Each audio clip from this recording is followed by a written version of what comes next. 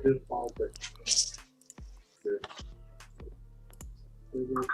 you have closest thoughts now, you just didn't see.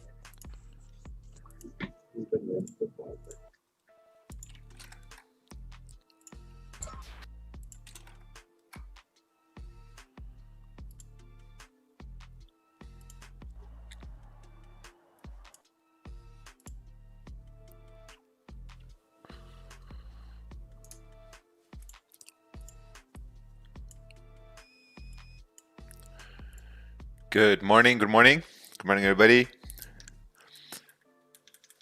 Welcome to another session here. It's the 17th November, and as we're walking into 17th November, what we see is that GBJPY is still ranging, man. We're still ranging here in the 4-hour time frame. You can see here this big block of range here. Like GJ hasn't really broken out of this range. I was really expecting it to break up. I saw some stories on Instagram, and I thought that we did really break up, but I guess it just formed support down here on the 1-hour time frame, and it continued moving bullish. Right now, at this point, if you look on the 1-hour time frame, we're basically at this resistance right over here. So we need a candle to close outside of this resistance, so that we can potentially continue up towards, 138, 600 in this 37 pip range, right? So let's take a look on the 30-minute time frame. Yeah, right here as well. There's no buys because we're at this resistance over here. 15-minute time frame as well.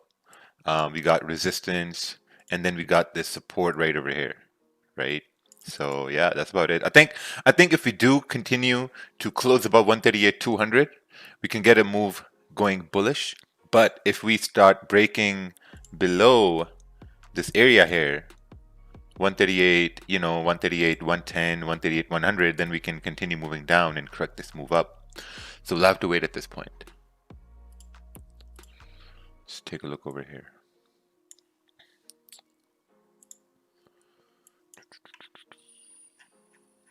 Yeah, so we'll have to wait at this point here. Looking at 30-minute as well. I think if this 30-minute candle breaks the high at this point, then price will continue moving up. So we'll have to see here, because if it does break the high here, right? Let's see a stop. Stop is going to be like 11, 12 pips, and then anticipating price to continue on towards at least 138.450. Yeah, at least 138.450. It's going to be pretty good. Gold is also in this little bit of a range over here, so we're gonna keep a close eye on GJ right now, because slowly, candles are inching above 138.200. We just need something to break this high over here, 138, around like 138, 292, 294. Don't you take 138.300 into consideration if you take a buy? Probably not, because we're looking at the time when there's going to be volume in the market, right? So this is the time when there's going to be volume in the market. So if you look at 138.300, we're expecting, like, once price breaks up, we're expecting price to break through 138.300, right? That's what we're anticipating price to break through. And whenever there are zones, price breaks through zones during high volume times, so. Let's see what happens. Ooh, nice buys over here. GJ at 30-minute took an impulse entry right here. Closed 50%, 75%, 29 pips. Beautiful. Very nice, very nice. Alright. Let's take a look at Euro JPY. Let's take a look at Euro JPY here, see what's going on. Your JPY is, okay, so we basically created some new ranges over here. So we basically created a support on your JPY, 123.750. At the same time, I think we're tapping into this previous support turned resistance. Looking at the 30-minute right over here, kind of makes sense, because this was support turned resistance, so we're just ranging at this point.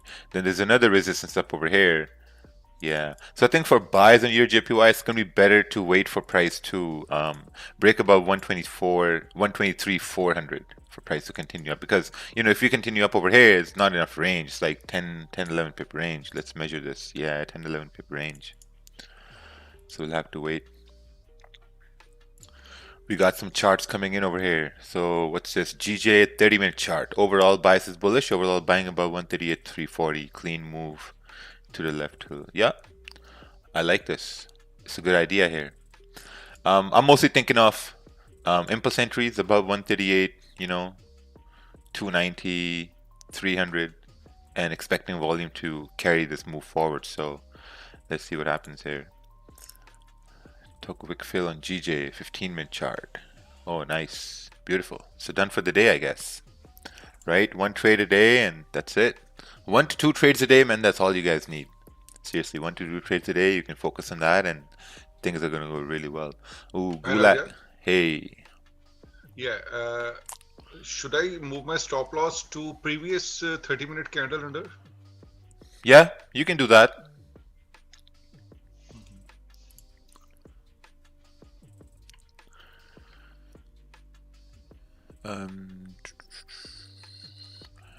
Where do you think gold is going? Gold is let's do fresh analysis on gold here.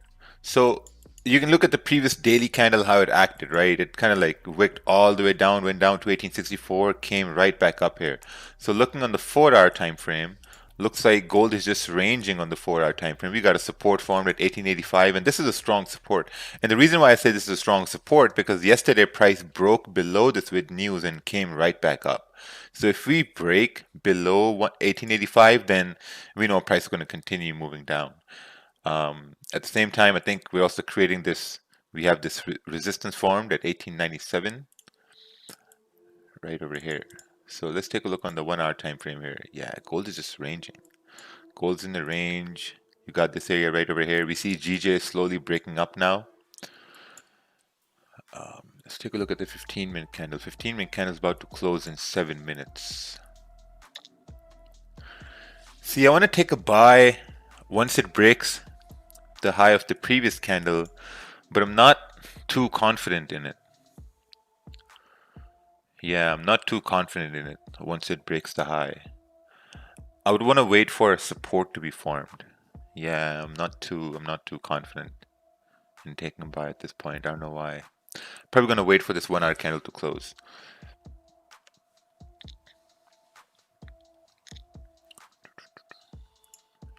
Let's take a look here. Buys if candles break above, just take 10 pips. See if the runner moves on. Nice labeling here too. So let's just see. Buys look good to me once it closes above that resistance, since it's pretty strong. GJ buys, same idea. We all have the same ideas here on the pound. Waiting for gold here too. Gold is also ranging. Man, gold is waiting for some big news to happen because look at this range. This is a very nasty range. Look, gold ranged here too, then boom, breakout. So we're ranging here too, waiting for a big breakout here.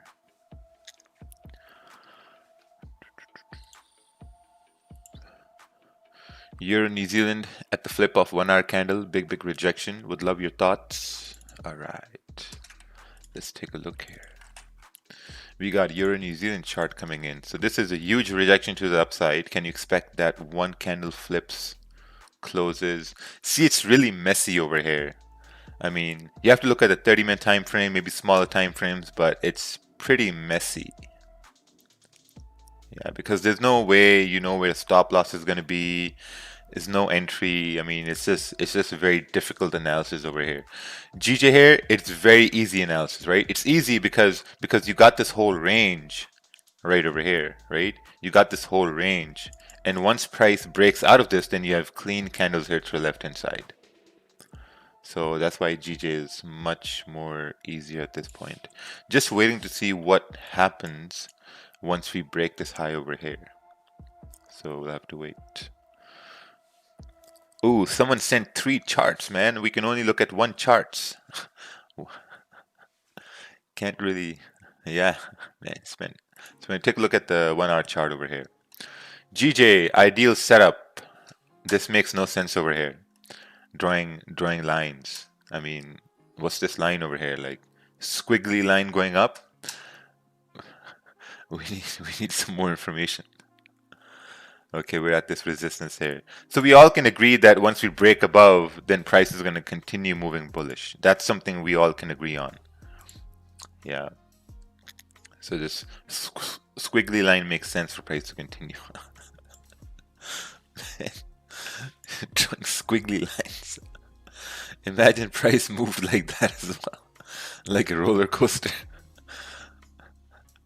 But yeah, it makes sense for buys once we break above that area. I mean, looking at the daily as well. See, the only problem with the daily candle is, like, okay, if this candle closes bullish on daily, then we can continue moving up to fill this wick. Either this candle is going to come fill this wick, or the next daily candle is going to continue on to fill this wick at 138.860.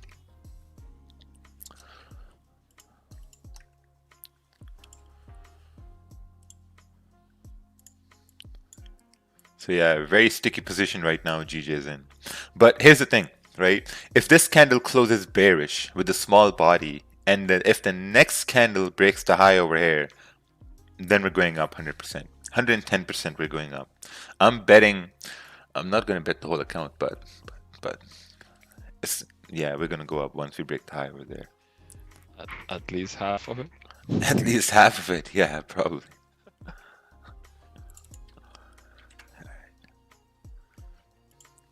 Take a look here. This is Asian resistance, London resistance, looking for a clean break for buys. Very nice. Yeah, because price rejected here in the Asian session, rejected here in the London session. Now it's kind of like struggling here in the New York session here as well.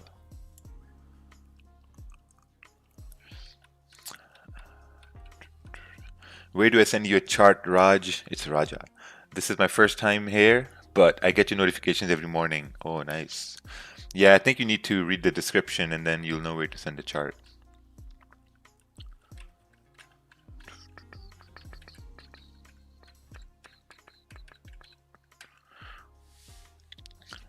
All right, the 15-minute candle is about to close. We're closing in a minute, in 2 minutes.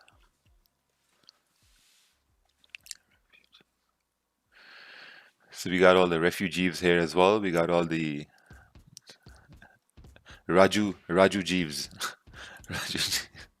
Someone sent me a message yesterday. The Raju Jeeves are ready for you.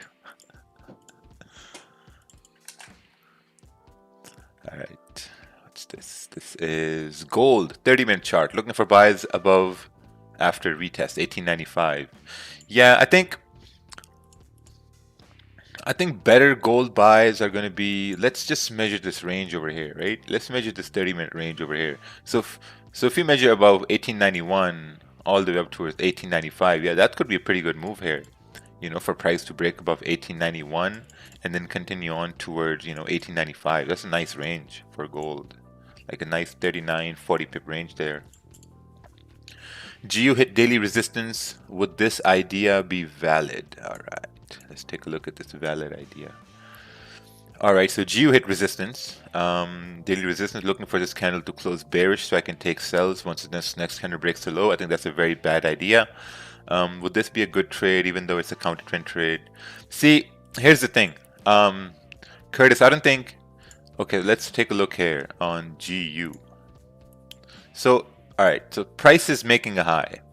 Taking a sell once the next candle breaks the low, that could work, but with an impulse entry standpoint, I don't think that's going to be a good idea. I think a better idea would be to wait for price to come down, create a support, right? Because once price is going to come down to create a support, let's say we create a support like this, then if price starts breaking down, then you can take a sell.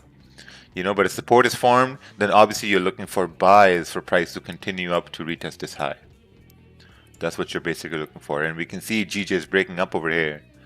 But we got to calm down with our emotions here right now because the candle closed with no wick on the top. The 15-minute candle.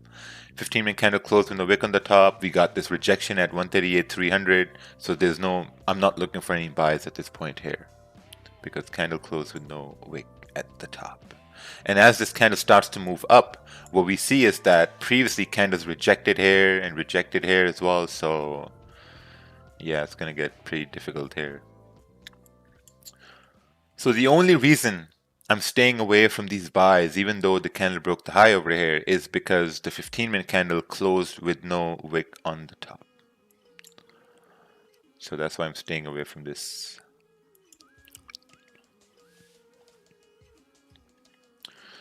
Yeah, so back to GJ. So we'll have to wait here a little bit, right? Even though the next candle can break the low and continue down, but from a confidence and a market structure standpoint, you'll have to wait for support to be formed.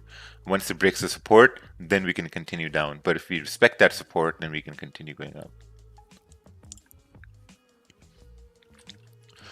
Hey, regarding that counter trend chart, would you look for to confirm the trend has changed? No, the trend probably not, because when you're taking sells, once price breaks support, that's a counter trend trade.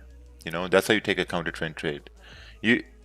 Counter trend trades are not taken when you see one bearish candle. No, once price breaks support in an uptrend, then you take the counter trend trade. So I used to do that same thing. When price would go up, one bearish candle, I'd just take a sell, you know, and for the most part, it didn't really work.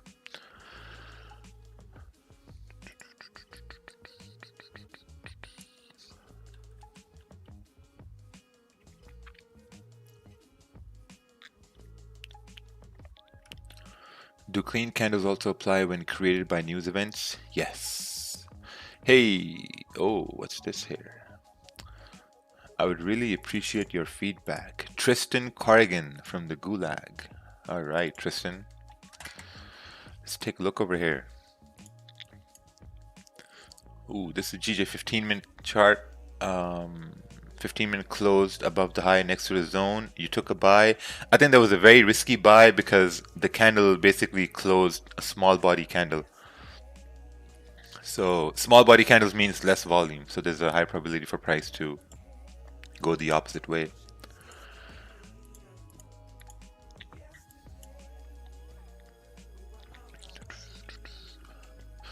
What do you do when your candle wicks are so small, almost invisible, and you want to draw a support resistance line? Do you zoom in?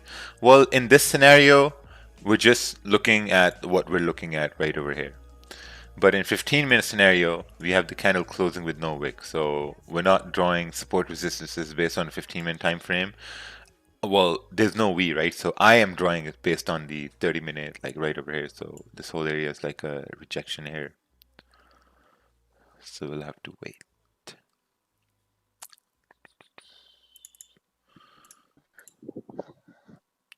Ooh, we got the Gulag active here today. Let's take a look at this chart over here. This is GJ. Oh, running nice. So as soon as the candle broke above, took buys. Beautiful. Very nice, very nice. If this 30-minute candle closed weak bearish, would anticipate a push up when price break the high of the bearish candle since 1 hour also above resistance. Yeah, I'm actually looking for the same thing. So let's see what happens. I also want to see that if this candle closes a weak bullish candle, and if the next one breaks the high, can we still continue moving bullish or not? That's what I'm looking at there as well. But also I'm not discounting sells either. Like, I mean, if we break below 138, 110, 111, then we can maybe correct this move up, you know, so we'll see what happens. But overall in the 4-hour time frame, we're still ranging, right? So it's a very difficult position to be in. Like this is all waiting time right over here. We're just waiting, right? When we're waiting, we're just chilling right over here. Gold also here isn't really showing anything concrete. So let's take a look at pre-markets, right? Let's take a look at pre-markets there. Ooh, we're down by 160 points. 174, we're up over here. Okay, this could, yeah. So I don't really put too much weight on pre-markets. I just think it's pretty interesting to see where the markets are at. So based on news, we got core retail sales. Oh, they're looking at bad numbers over here. That's interesting. That is very interesting.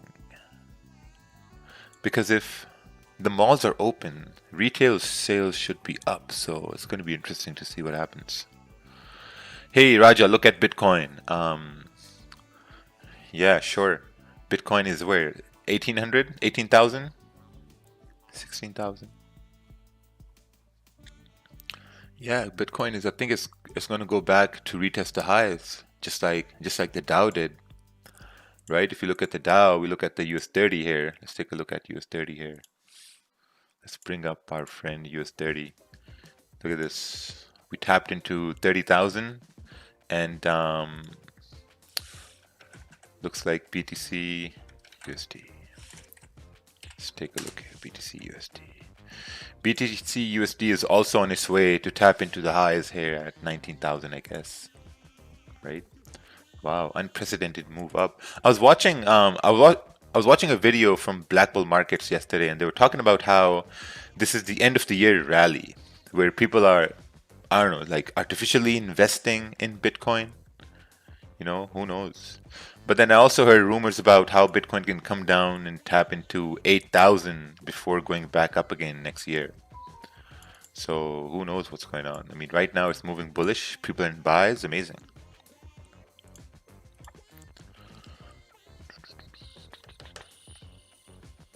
All right, let's take a look at this chart over here. This chart took an entry as price broke the high of the previous 30-minute candle, stop below the 15-minute wick right here, strong support. Price hit TP with the following candle. Oh, beautiful.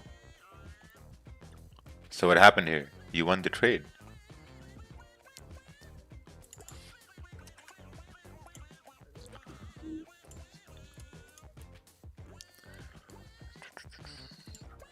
All right, we got like 7 minutes left over here. Hey Raja, do you have OnlyFans? Probably from next year we're gonna start an OnlyFans signals. So you guys can come join there and get some signals. But those signals, the expiration date for those signals is going to be probably like a minute or 2 minutes, right? Because they'll be like only like 10 pips, 12 pips, 15 pips. So you'll have to be on the ball all the time. Yeah, we're gonna do some naked charts and some signals on naked charts. Man, it's gonna be a fun time. So just waiting for authorization. Price rejected support. Okay, entry once candles broke out. Close once it closed back in the range. Okay, so now you got to see how could you have given your trade a second chance, right? That's what you got to see over here. How could you have given your trade a second chance? Right, I think a second chance we could have given that on the 30-minute time frame. So just look at that and see where that was. Because whenever you get stopped out, the worst thing to do whenever you get stopped out is to say, "Oh man, I took a loss. Oh, boo-hoo, now what do I do?" Right? But the best thing to do is to really look at that and see that how could you have given your trade a second chance? You know, because when you start to do that, you're like, okay, you know what? I got stopped out once on my first try. Am I good enough for the second try? You know, and then slowly you're going to start to see that, okay, maybe I could have taken a buy over here since I thought price was going to move up. Or like, you know, going to look at the 1 hour time frame here, we could say that, okay, like, you know, maybe this candle closed bullish as support, we could have moved up. And also looking at the 30-minute from yesterday, if you look at yesterday on 30-minute, look at this, right? Same scenario here as yesterday. So this was on the 30-minute time frame yesterday before we started the stream, right? Price came down to support, candle closed bullish, boom, up. But before we moved up, we kind of consolidated here. Look at this, we consolidated on a 15-minute time frame. And if you look at that on the 1 hour time frame here today, same thing here. Price came down to support, candle closed bullish, boom, up, clean candle. But on the 30-minute, we kind of consolidated here today, right? So you got to keep these things in mind.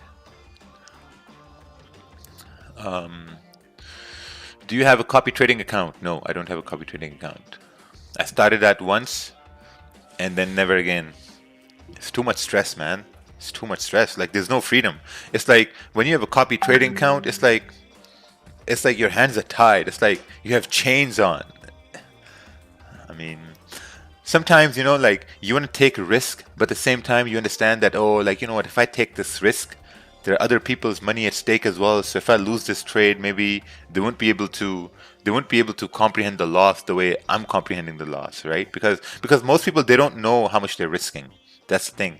Whenever you have people, they give someone money to trade and they lose the money, and in the start they might say, "Oh yeah, man, it's okay. Even if you lose it, that's okay." But when they lose it, they're like, "Hey, man, you lost my money." That happens because we have this emotional attachment to money. So no matter how much someone says that, "Oh no, it's okay. Even if you lose it, I trust you." No, man. Like once you lose it, it's money lost, and people don't understand the risk they take with money. He nearly blew his TD leaderboard account just like Ted. Crazy like Forex 101. I think you need to leave the stream because the facts are that account got closed at 50% profit. He nearly blew the account. Man. And it's not false, it's the truth. The account went into a negative 70% drawdown, revived that account back to 120% gains, and then closed that account at 50% gains after a year. So over a year, that account had a 50% gain. So if you look at that, like which industry is going to give you 50% gain? None, right? But that account got closed at 50% gain after it went into a 70% drawdown. So that account got revived. And haters are everywhere, man. Haters are like hiding in bushes, This is what they do.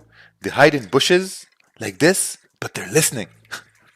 That's what they do. And whenever they listen to something important, they come out of the bush. They're like, "Hey, that didn't." That's what happens with these haters, man. Yeah. Are there different price action strategies, or is price action all one strategy? Price action is all just one strategy. It's just one strategy. It's like you have to understand how candles are moving, what candles mean when they move. Ooh, wow, we're about to tap 17,000 here in Bitcoin. Wow, crazy. Crazy. Yeah, so right now here we're just waiting. The 1 hour candle is also about to close at this point. We're closing at these wicks. This is a very, very trying time for GPJPY. This candle is about to close in 2 minutes. We're at this very important zone where we rejected before. So yeah, very difficult time at this point. I'm in a 40% drawdown. What should I do next? Just close the trade and look to see how you're taking those losses. Ooh, we tapped 17,000 on Bitcoin. I'm sure there's someone who held a bag from 18,000. Well, I know someone who's holding Bitcoin from 19,000. My buddy, he put 10,000 in Bitcoin when it went to 19,000, thinking it's going to continue moving bullish, and he's still holding. He's going to break even. Looks like he can break even soon, but he's still holding. Yeah, man, we got some people who really believe in cryptos, so they're like hodl time, like long time hodl. So looking gold, we're still ranging over here. Let's drop down to 15-minute time frame. Yeah, we got this little move over here. If we do break above 1888.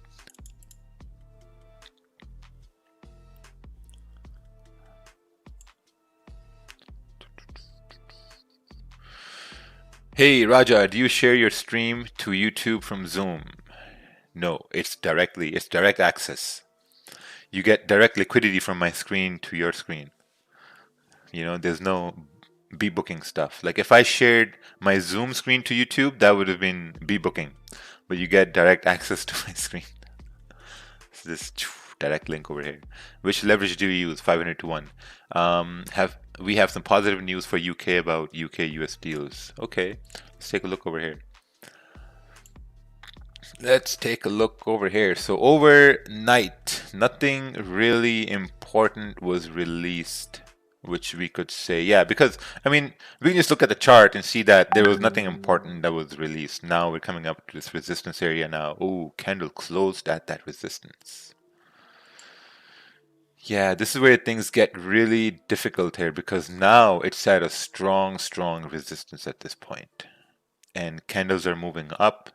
If we break above here, I don't want to take a buy because we've been moving up since the last 2 hours, you know, like from 137, 930 till 138, 300 almost, we've been moving up. I'd want to see some sort of a support formed, maybe a break up, support consolidation, and then break up from that to continue moving up. I don't want to take a buy once we start breaking the high over here because we got resistance here, rejections here, right? So I'm going to be very careful at this time.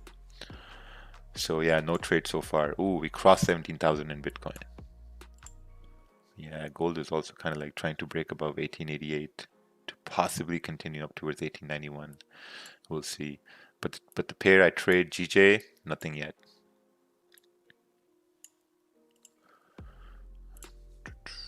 It's a lot of waiting involved here, man. Did you watch Hummingbird Project? Yes. Let's see here. Yeah, see this? I've seen these tricks. Look at how 1 hour closed. Yeah, 1 hour closed. Yeah, exactly. Right? So here's the thing. 1 hour closed above these areas here. So would want to see some sort of a support forming based on the 1 hour candle, right? For it to continue up to break this high to continue up going. But looking at the 30-minute time frame, we can't discount or ignore the 30-minute range here as well, because 30-minute is a strong enough time frame as well, right? So probably gonna wait. Yeah, probably gonna wait.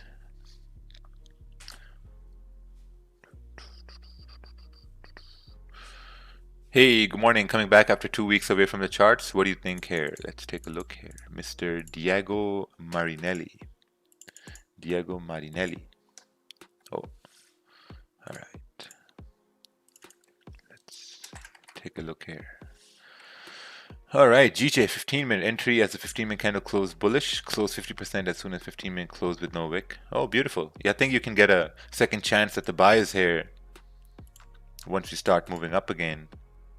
But the only thing I don't want to do is I don't want to take a buy once we break the high. I kind of want to see some sort of a consolidation or support formed and then continue going up. Is it okay to join in conversation and ask a question? Yeah, for sure. You can unmute the mic and you can ask the question if you want.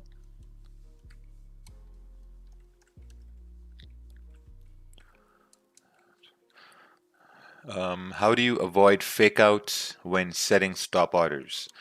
You can't avoid fake outs. That's like saying, how do you avoid being dumped when you're not doing what you're supposed to do?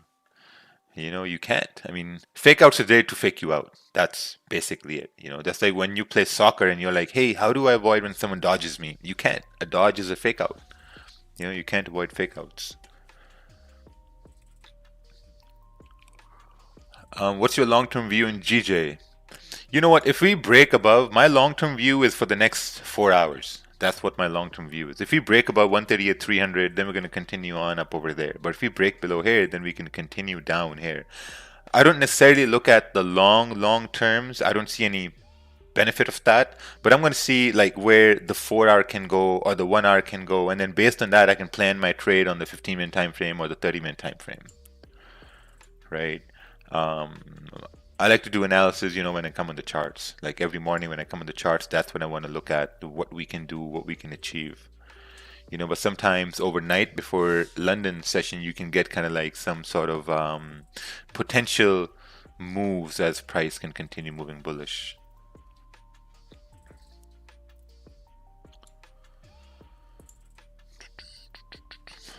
All right, looking at this 1 hour chart on GJ.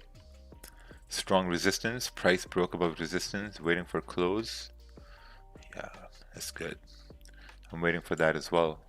I'm waiting for some sort of a sign. I think Mammoth will want to come on the mic. Come on, man, don't be shy.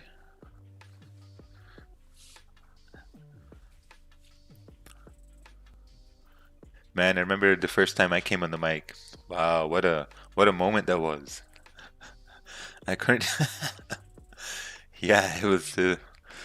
Yeah, I can't even remember what kind of moment that was, but now, like, you know, we've moved past that. What do you think will happen? What do you think will happen with the current break of support on Euro GBP? Do you think it's looking down? I think you need to send a chart, and then we can see if it's looking down or looking up. Once you send a chart, I think it's much better here. Which broker did you move to with the new leverage restrictions? You're gonna have issues with your 10 pip targets. I don't know what you think where I live, but the brokers I have at my disposal have 500 to 1 leverage. Can you explain why you have a support marked at 138, 116? Yeah, because that's support formed in a 15-minute time frame. Hey, I find a lot of moves happen on GJ from 5 a.m. to 6 a.m. Can you verify this with your years of experience? I can't verify that with my years of experience, but I can verify that just by looking at the charts and opening my eyes. That's what I can do, right? Because if you look here, 5 a.m., boom, we had to move at 5 a.m. You look back towards the previous chart, 5 a.m., boom, we had to move. So instead of looking for my advice, I think just look at the charts and you'll see it with your own eyes that we do have moves at that time. From your years of experience. Man, it takes like 1 week of experience to look at the chart at 5 a.m. and see if there are moves at that time or not. All right, let's take a look at this chart over here. Let's take a look at this. If price retraces and the support holds, we could execute buys, anticipate this get broken to go further up. Yes, I agree with this. Just gotta wait here now. Ooh, gold is rejecting that area there. Imagine another vaccine news comes out and gold just drops here and continues dropping, breaks below 1885, continues on. Wow, that's gonna be wild.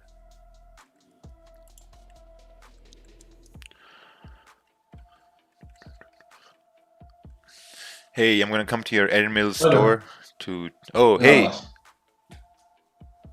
Yo, buyurun. Tabii.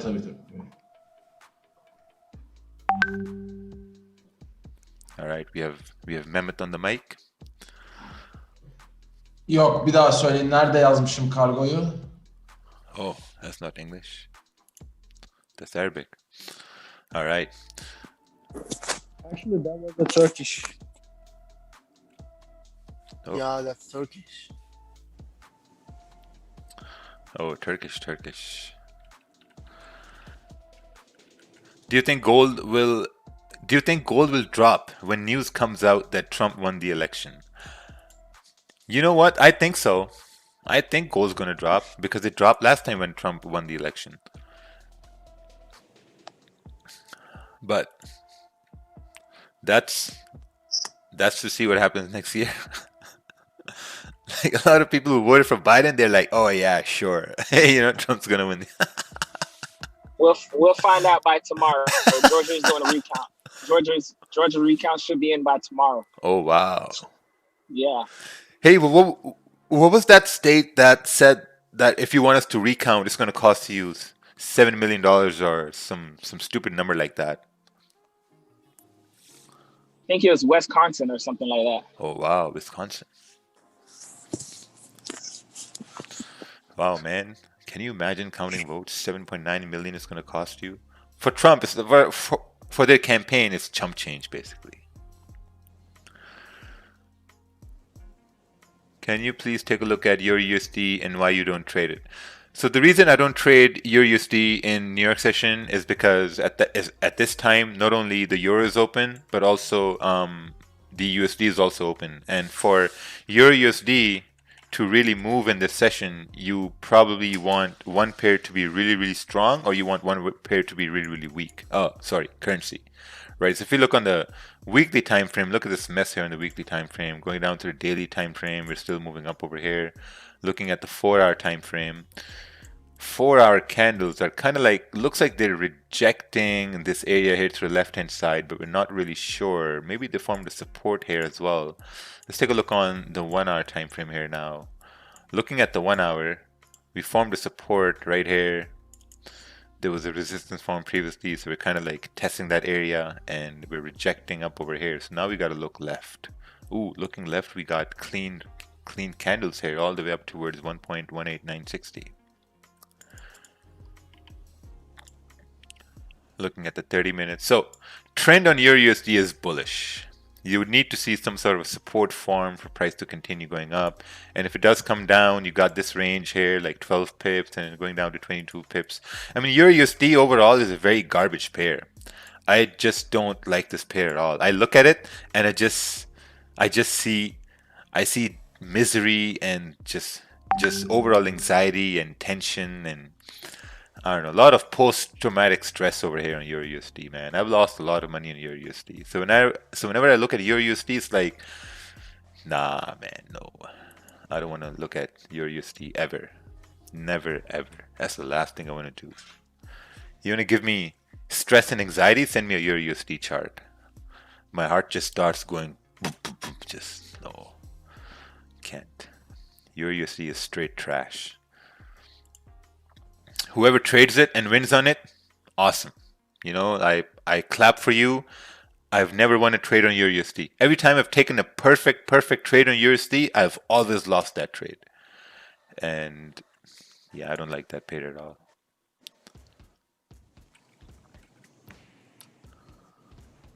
Rakeel, hi. Hey Dennis, how are you? I'm good. How are you, man? You okay? Good. Yeah, great. Cool. Quick question. Now, once this 30-minute closes, if it closes bearish, then the next 30-minute, if we start to break below 13812, do we look at sells at that point? You know what I'm looking at? I'm basically looking at the 15-minute here. Yeah, exactly. Yeah. So I'd want to see a bearish candle closing somewhere over here, something like this, or like with a wick, right? Yeah. And if the next candle can break the low, then I'm going to be looking for sells. Yeah, definitely. Yeah. That's what I was looking at as well, because it's a previous 1 hour wick as well, so Yeah. it would be. Yeah, because when I get a candle closing like this and I take a sell, then my stop can be like 9-10 pips, right? But if this candle comes down over here, then the stop is going to be pretty big, you know, because it's going to be so I want another one to close down. Cool. They're waiting now to do, I guess. Yeah, waiting in it, mate, now. Exactly. Yeah. Alright, what's this? Got stopped out in GJ, but pretty good risk management here. Ooh, wow, man, you became a cowboy here. Len Barney, you became a cowboy here trying to take a buy, but you managed risk? That's pretty good. It's pretty good. So now we learned another valuable lesson here. Yeah, it's getting pretty difficult at this point. Alright, what's this? This is GJ 1 hour chart. Price made a high, price is breaking the high, and with the clean traffic to the left, I would take a impulse entry with stop loss below 30-minute candle. If the current 30-minute candle closes bearish above 138.22. Yeah, I'm looking for buys here as well. I think everyone's looking for buys. Some people are already in buys at this point, and I think that's not a good idea to be in buys at this point. Even though price can move up, but based on discipline, I don't think that's a good idea right now. I would want to take buys if price breaks the high. If the next candle breaks the high over here to continue up, then I'm going to take a buy. So we'll see. It's a very tight spot at this time. Hey Raja, theoretically speaking, if you trade your USD in the opposite way you want to trade it, you should be winning. LMAO. Yeah, man, that's true. LMAO.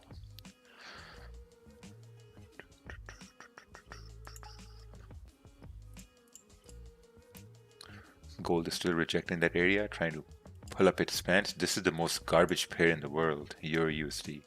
Just straight trash. If anyone trades Euro USD, you're getting offended, man, that's fine. You know, you can call GJ whatever you want to call, but man, this pair, wow, never want to trade on that pair.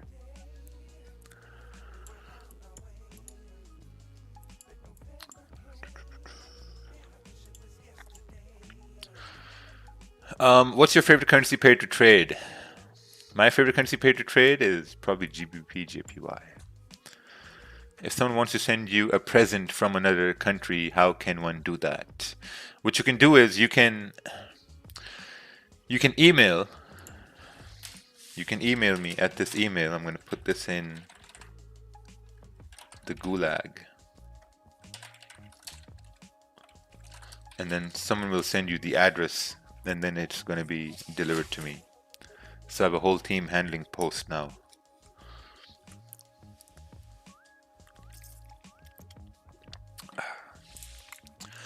All right, so we brought the mango juice back here today.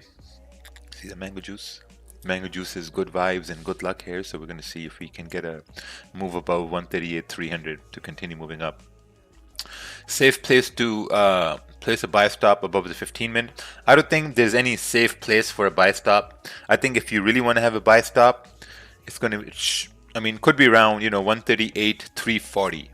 138.340. Good place for a buy stop. But you have this rejection here as well. So a safer would be at 138.400. That's going to be a safer place for a buy stop. But I'm not looking at buy stops at all. I'm just waiting for this candle to close so I can see what I can do at that point. We're breaking the high on the 15-minute time frame. Ooh, should have been looking at that. Yeah, should have been looking at that. With like a 10 pip stop loss continuing up, but yeah, I should have been looking at that. But the 30-minute is still open over here. I think I've missed the move. Yeah, I think I've missed the move. This move over here. This is the move here, man. I think I've missed it based on the 15-minute. We broke the high on the 15-minute after this big rejection on the 15-minute. And now it should continue moving bullish. Yeah, man, I've missed it. Oh, some people are getting in. Wow, man, you're getting in bad prices at this point. Right here would have been a really good move 3 pips ago. It is what it is. Still got 12 minutes left. I hope it comes down and closes back in the range and then 30-minute can go up. To get in now is stressful. Oh yeah, getting in now is stressful, so I've missed it. If I'm not in it, I'm not going to chase it. So I'm going to wait for the 30-minute candle to close. Here's the thing, right? Whenever you're trading and you're missing moves, it's okay to miss move, right? Let moves play out. Miss moves, that's fine. Because when you miss moves, that's so that you're going to be ready the next time, So this was the move here once we were breaking the high at this point. That was the trade. And I was thinking about that, but I missed it. So, congratulations for everyone who's in it. You're going to have a very nice trade going all the way towards 138.400 and 138.450. And when price gets there, we're going to do some clapping here for everyone.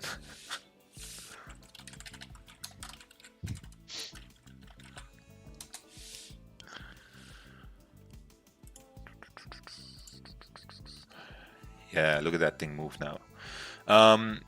Why would you enter when price breaks the candle high when the price never closed above resistance you marked? Because I think it's an impulse entry, right? And we're anticipating volume at this time. And when we're breaking the high, it means price is going to make a higher high and it's making a higher low. So look at this. We made a higher low, broke the high. Now there's a higher chance for it to make a higher high. And once it continues making higher highs, there's a higher probability for price to continue up. This is discussed in great detail in the impulse entries webinar. So Trevor, you want to watch that impulse entries webinar, because impulse entries are advanced trading, not want to say strategy, but advanced way to look at the charts.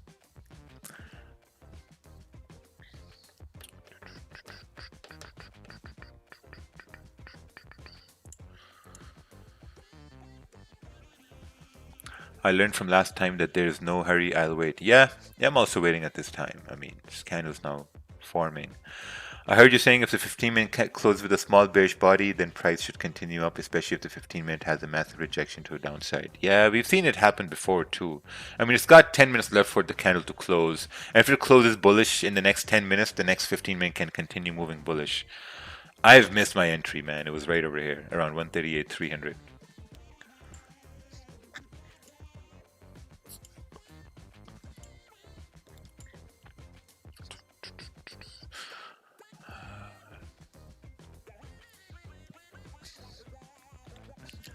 My mind is telling me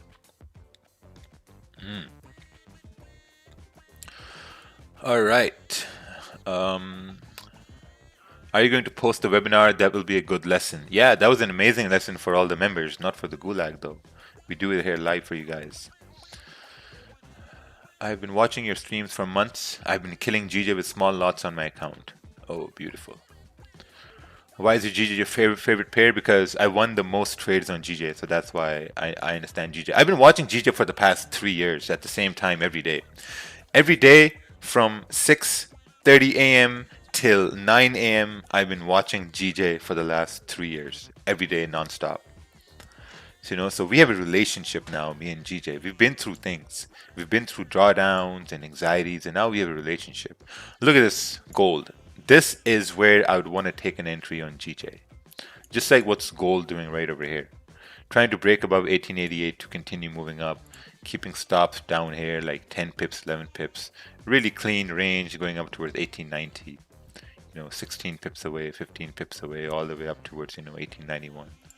But it's gold, man. Sometimes gold does these weird moves, comes up, and then boom, goes straight down. So I only attack gold when Kervin is on here and he's in buys, and I get peer pressured into gold buys. No. Oh, look at that. Yeah, man, this should continue moving bullish. GJ is not giving me that confidence to take buys. Yes, GJ! And I have the feeling that this 30-minute candle is gonna close just below that resistance. Yeah, see this wick over here? It's just... Yeah, man, this is sketchy. I mean, yeah, I don't like it at all. very sketchy. I'm low-key happy it's coming down because I wasn't in this trade. But yeah, let's see. Alright, let's take a look here. Took buys as the candle 15-minute structure was closed at... Oh, you took buys over here. Executed sell, same thing over here. Okay. Send this to me in Slack and I'm going to look at it after the stream here. But this candle is about to close. 15-minute candle is about to close at this time.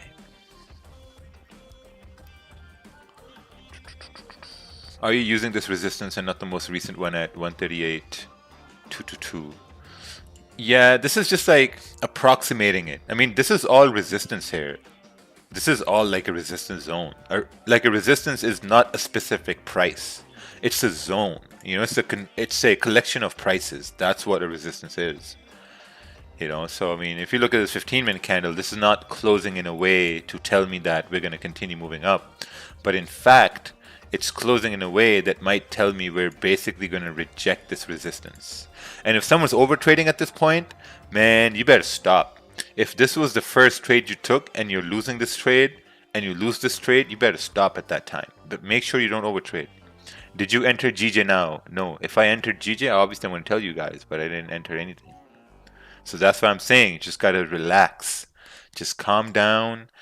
Don't make any dumbass moves on the charts. That's what people do. They make dumbass trades on the charts, based on what they think is going to happen. So you just got to chill. If you took that trade, how would you manage it now? It's back to your entry. So if I took a buy over here, and if I saw this rejection, and if I'm in a 2 to 3 pip drawdown, I'm probably putting my stop below this 15-minute candle and closing 50% right over here. Yeah. I'd be closing 50% right over here. And now I'd be closing everything because it's just rejecting that area. It's about to close in 5 minutes. So I'll probably wait for a better entry. Holy, look at that coming down. Good thing I didn't execute. Why is Bitcoin falling? I don't know. No idea. We're going to know on Friday all about Bitcoin. We'll see what happens.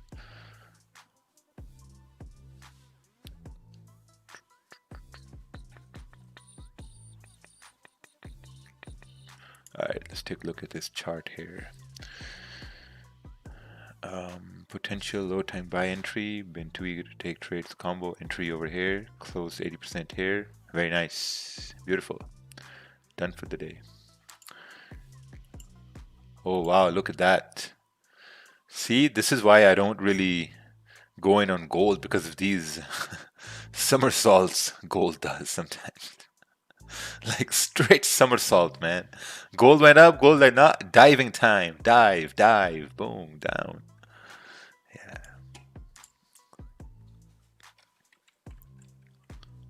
Do you think it might be rejecting because that upper range is from the news candle, not a structured move? That's what I think. You know, I think it's rejecting because of these rejections here before. That's why I think it's rejecting. And the way this candle is closing, the 30-minute candle is closing with a small body. So this is kind of like, it's a very difficult situation to be in. Like price action here is extremely difficult, right? So we look at the 15-minute time frame. 15-minute is basically closing at this resistance. We got this minor support being formed. If we break the support, let's measure this range. This is a 15 pip range, so I don't know. So we'll have to see how this candle closes, this 15-minute candle. But also now when we look left, there's this rejection here as well. So price action is really, really difficult here on GJ today. Will you watch Pakistan Super League? I don't watch cricket. I think there are other better things to do than sit and watch sport for hours and hours. I think you can, I don't know. I'm just different. We have bullish momentum on GJ. Will hold the buys. All right, you can hold the buys at resistance if you want, but you really want price to, you know, break above this area to hold buys. Hey, good morning. Are you considering Pacific Union Prime as your new broker? Where'd you get that idea from? Pacific Union Prime. I don't even know if that thing exists or not. It's the first time I'm hearing about it. All right, let's take a look at this GU sell over here.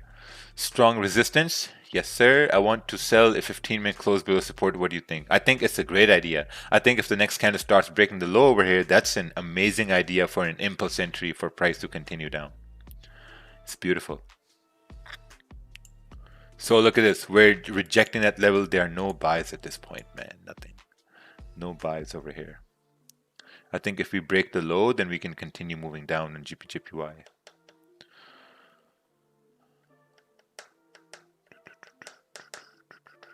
Do you think EMA and Fibonacci are useless? I don't think they're useless. I think people use them for confirmations, but I don't use them.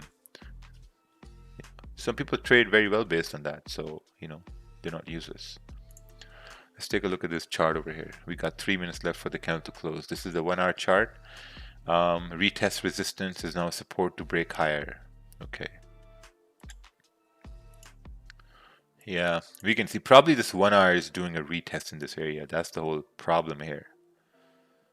Maybe the 1 hour is doing a retest to continue bullish.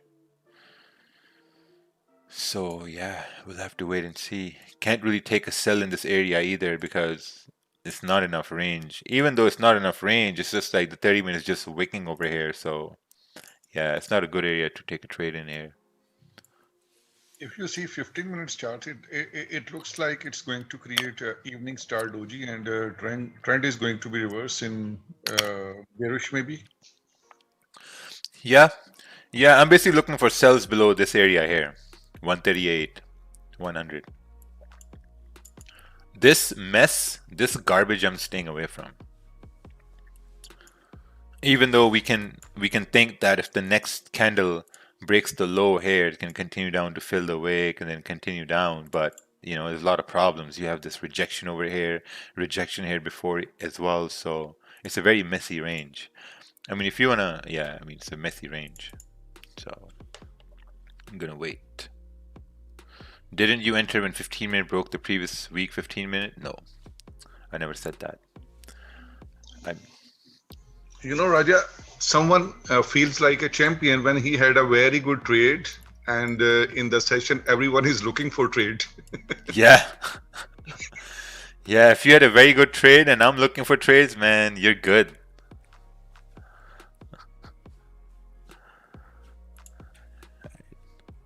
Let's take a look at this chart over here.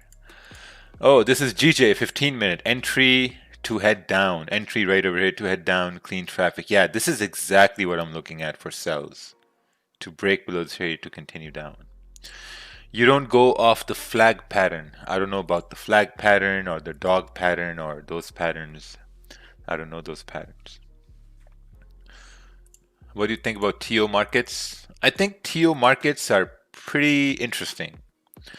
TO markets say that they will refund you a loss. So I don't know how that works out. You know, why would a brokerage refund someone a loss? like if they're B booking you, and if you take a loss and they're B booking you, and then they can say, okay, yeah, we'll just give you your money back for a little bit. I mean, it doesn't make any sense. Why would someone want to go in a loss to cover someone else's loss? You know, like if you have a trader who's just trading, I don't know, it's just pretty weird. All right, so no buys over here then. Oh, nothing yet. Nothing yet. 15-minute candle close like nothing. Yeah. Rejection to the upside, basically.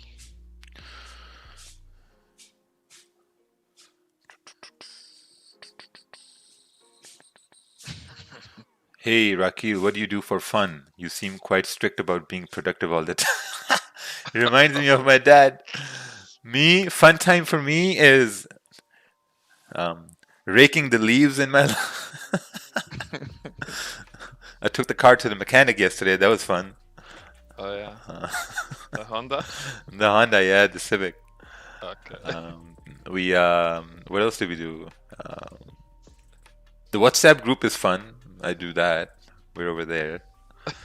I watch funny videos sometimes. TikTok is fun. There are a lot of fun things you can do, man.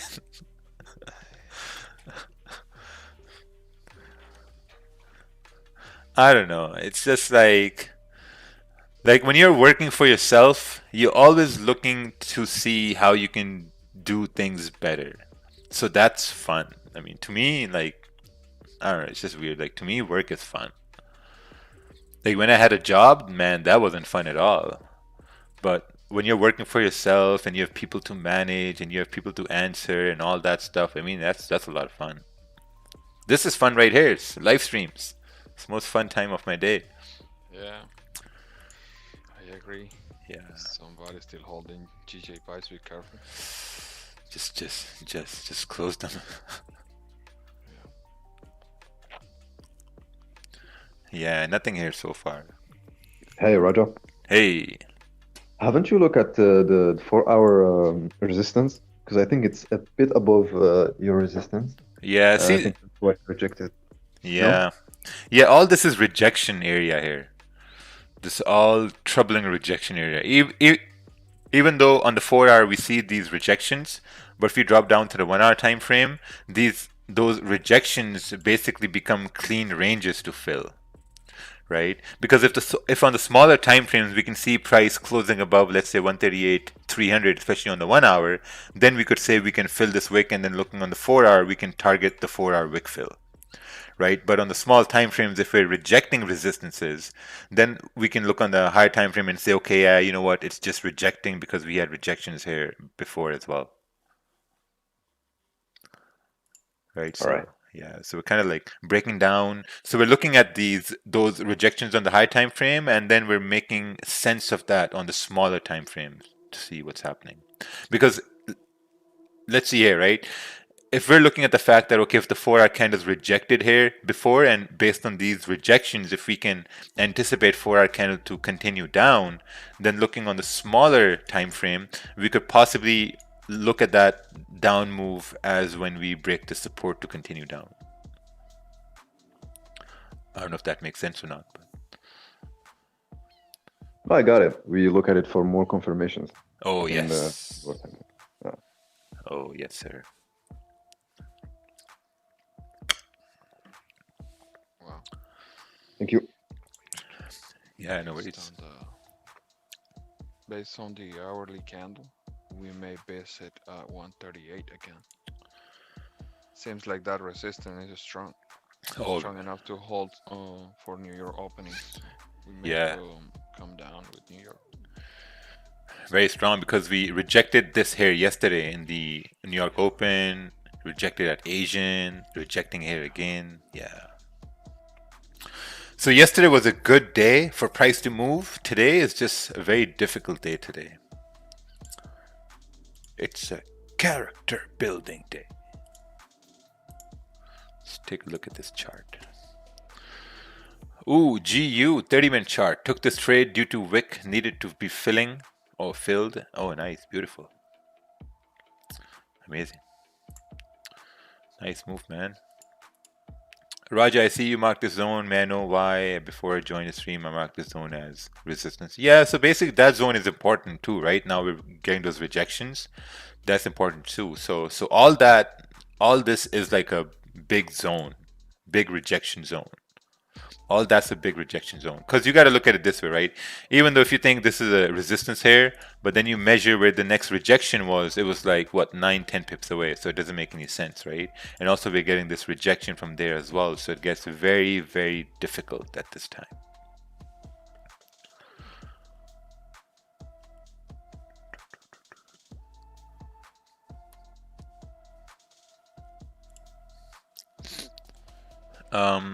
What the F is Uncle Ted's story? Did someone hack his account? Yeah, the Illuminati are onto him now. He's being flown out to North Korea at this time. Yeah. Looks like Kim Jong-un was losing money trading, so they're like, hey, get this guy over here. Let's make some losses back. Maybe Kim Jong is holding his Bitcoin deposits. He's like, yeah, I need that Ted guy here. They got a one-way ticket to North Korea. Probably Kim Jong-un is laughing right now because he's watching the stream along with Ted. Yeah.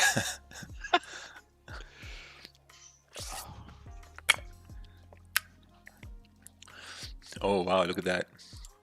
Your JPY is breaking down and GG is also breaking down. I can see the price here. This will be a great sell below 138, 120. Amazing. Raja, don't you think you are lucky as you just did not take the trade which ultimately went into a loss? Yeah. Oh. You know, if I would have taken that trade once we broke the high, I would have closed in like maybe a 1 pip loss or maybe a 2 pip loss when this candle came down in its range. Closed in a 1 or 2 pip loss. But if someone's there holding their whole buy down till here, oh man, that is some cowboy shit right there. That's like riding a wild bull and not giving two shits about it with broken legs. Because if this breaks down here, we're going all the way down back to the support from a London session. Yeah. Yeah, man.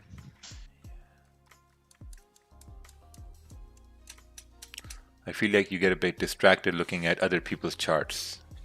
No, not really. I've been doing this for 2.5 years. I've developed some very special skills. What I can do is, even though, like if I'm, like, I know the levels, you know, like I know the price. I know this price here, 138, 110. I know this price here around 138, 300. So even when I'm looking at some other charts, you can look here, you can see the price, you know. So as soon as this hits 138, 110, I'd be like, oh, let's take a look at GJ. So I know to look at GJ once it comes towards 138, 111 or right over here. All right. We're coming down here. Would you consider that 15-minute rejection to a downside, at least in this range? Something that you have to pay attention, guys, if anybody's watching this is streaming for the last 6 months, pay attention at the timing. It's really important. Also, when you have strong resistance like the one we have right now on GG, around 138, 250, just be careful, because when we have these big ranges, big time range, it's been ranging in a 70 pips range since yesterday. So basically, when you have these ranges, once the prices start breaking those resistance or support, your move is going to be more than 10, 15, 20 pips, you know, in one move. So when you see one 15-minute candle just poking that resistance, trying to break it, but it's not moving more than 10 pips, don't fall for it. Don't fall for it. I mean, if you're in a trade at that point, just manage the trade, and you have to know that you need at least 20 pip on that move to be valid. If not, most likely it's a fake out. It's something that you have to consider, how to identify a fake out.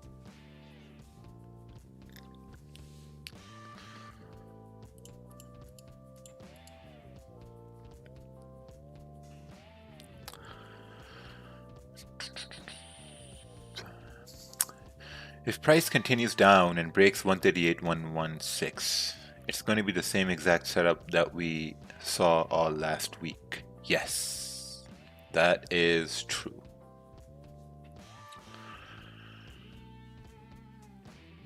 Hey, I'm quite new, so in my plan, I look to sell off resistance. Is the reason you are looking to sell here impulsively due to there being so much mess to the left, so impulsive here is cleaner. Yeah, this clean move here, which happened after London Open, price moving up. So if we can break below this point, then I can see price coming back down over here. So that's something I'm going to be targeting. But this whole area is like a consolidation area, rejection area, so it's very difficult here. One good thing about this area is that we've now created a very solid resistance at this point. So when this solid resistance has been created, we can kind of like ignore this rejection here now. So we can just focus on this solid resistance. Because when you're looking at sessions, obviously you're looking at resistances and zones to the left hand side, but when you have a resistance formed in that session or support formed in that session, then that becomes a solid resistance or support. And once let's say price breaks this resistance, we're moving up 100%, right? Also look here, we formed a solid support on the 15-minute time frame pre-New York, and if we break this area, then we're coming down to correct this move down, right? So just waiting over here. Now we can do is potential buys above this area, above, let's say 138.300.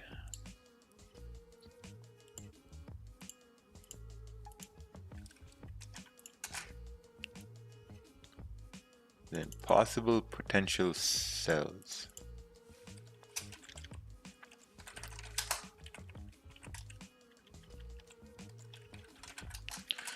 Potential sells below 138, let's say 138.100.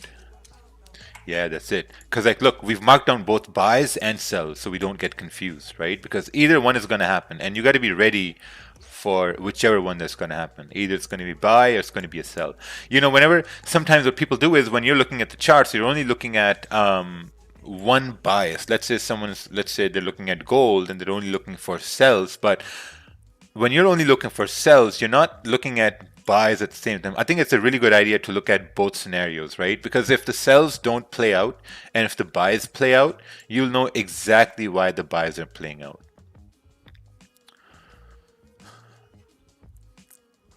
Wow, look at that.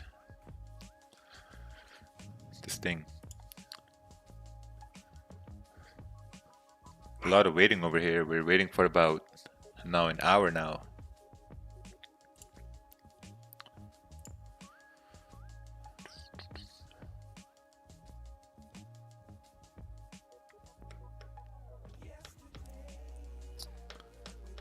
Kerwin needs to break down his trades and post it on IG. It would help us a lot. Oh. Okay. All right, let's take a look at this. I had this buy stop before the red candle. All right. Let's take a look at this buy stop. And let's see what happened there. Oh, wrong chart from the Gulag. Nothing less to expect from Gulag. Wrong charts.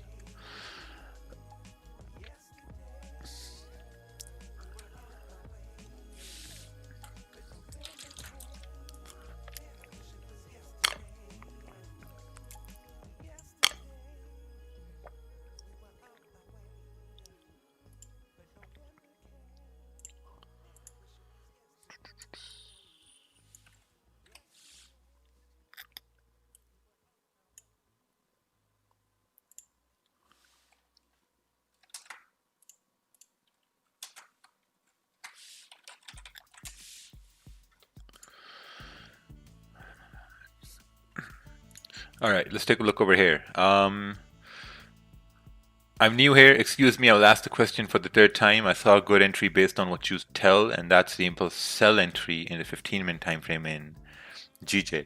Yeah, that's something I was avoiding. You know, I was avoiding to take a sell once we broke the low over here for price to continue down. Obviously, like, you know, it had to go down, but I was avoiding that because of these rejections here to the left-hand side. And I want to be really, really disciplined here as well because first I was looking for buys, and one thing I don't want to do is I don't want to change my bias too quickly, right? So that's why I'm waiting here. We got this 30-minute candle forming. If this 30-minute candle closes somewhere down over here, we can expect the next one to break the low and then continue down. But at this point, I guess there's going to be another 15-minute wait to see where the 30-minute candle closes. Because now GPJPY is in a ranging territory. Looking at your JPY is also ranging here. This is where people lose most of the money, you know, when it's like things are ranging and they want to chase price, they want to chase trades, they don't work. So just keep in mind not to take any panic trades. I'm being very, very patient here with GJ. Because, you know, the more you wait, the more you're going to get paid at the end of the day. That's it.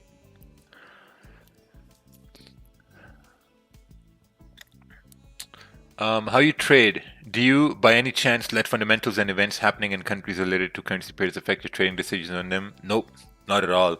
I keep fundamentals in the back of my mind, and then I trade based on that. I mean, I don't really look at in my trading entries and my analysis. I think fundamentals play maybe a 5% role in that. 5%, maybe 10%. At sometimes 10%. You know, but for the most part, it's just price action. Because I know if we break above 138.300, there's a very high possibility for price to continue moving bullish to at least 138.500. But if we break below 138.100, then there's a possibility for price to continue down towards, you know, at least 137.950 and then maybe to like, you know, 137.880 and 850. So that's what I'm looking for here.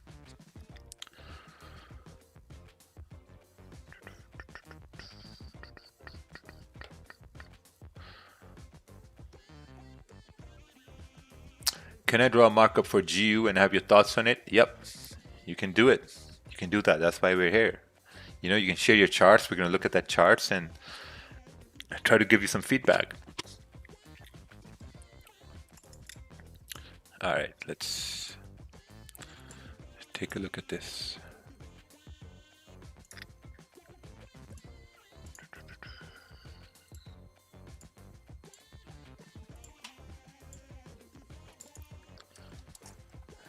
This is 1 hour looking like it's came back for a retest. What do you think? Yeah, I think so too. Because on the 1 hour, it's different, right? 1 hour, you had this resistance, which price broke to do a retest. So now if you think 1 hour is going to continue going up, we need some sort of a support being formed on the smaller time frames to give us that idea that the 1 hour candle is going to continue moving up.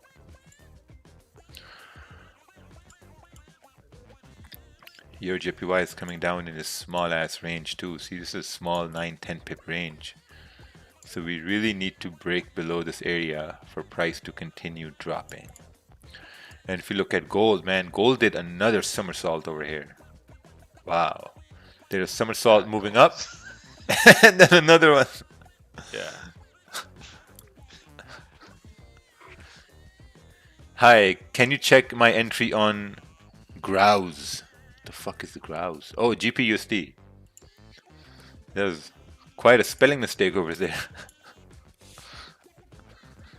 Yeah, if you can send a chart, we're going to take a look at it.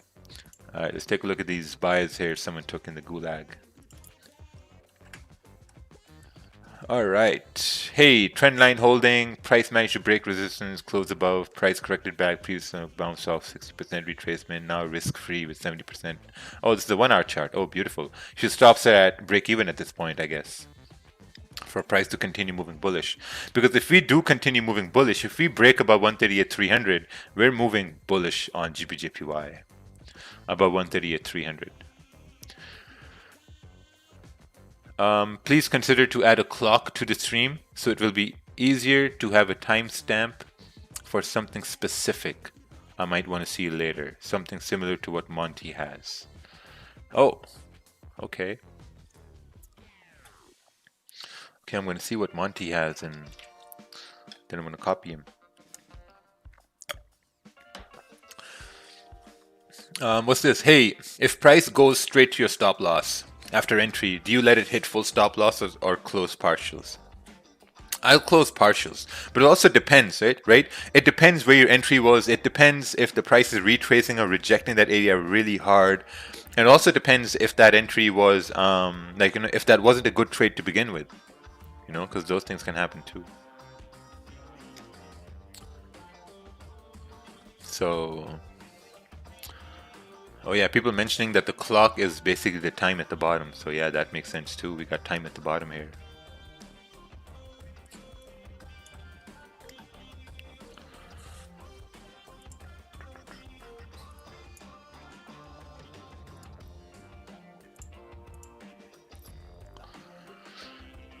All right. Hey, I'm out the trade now. Stopped out at break even. Right now, I'm in the same boat as you with analysis. Yeah, just waiting over here.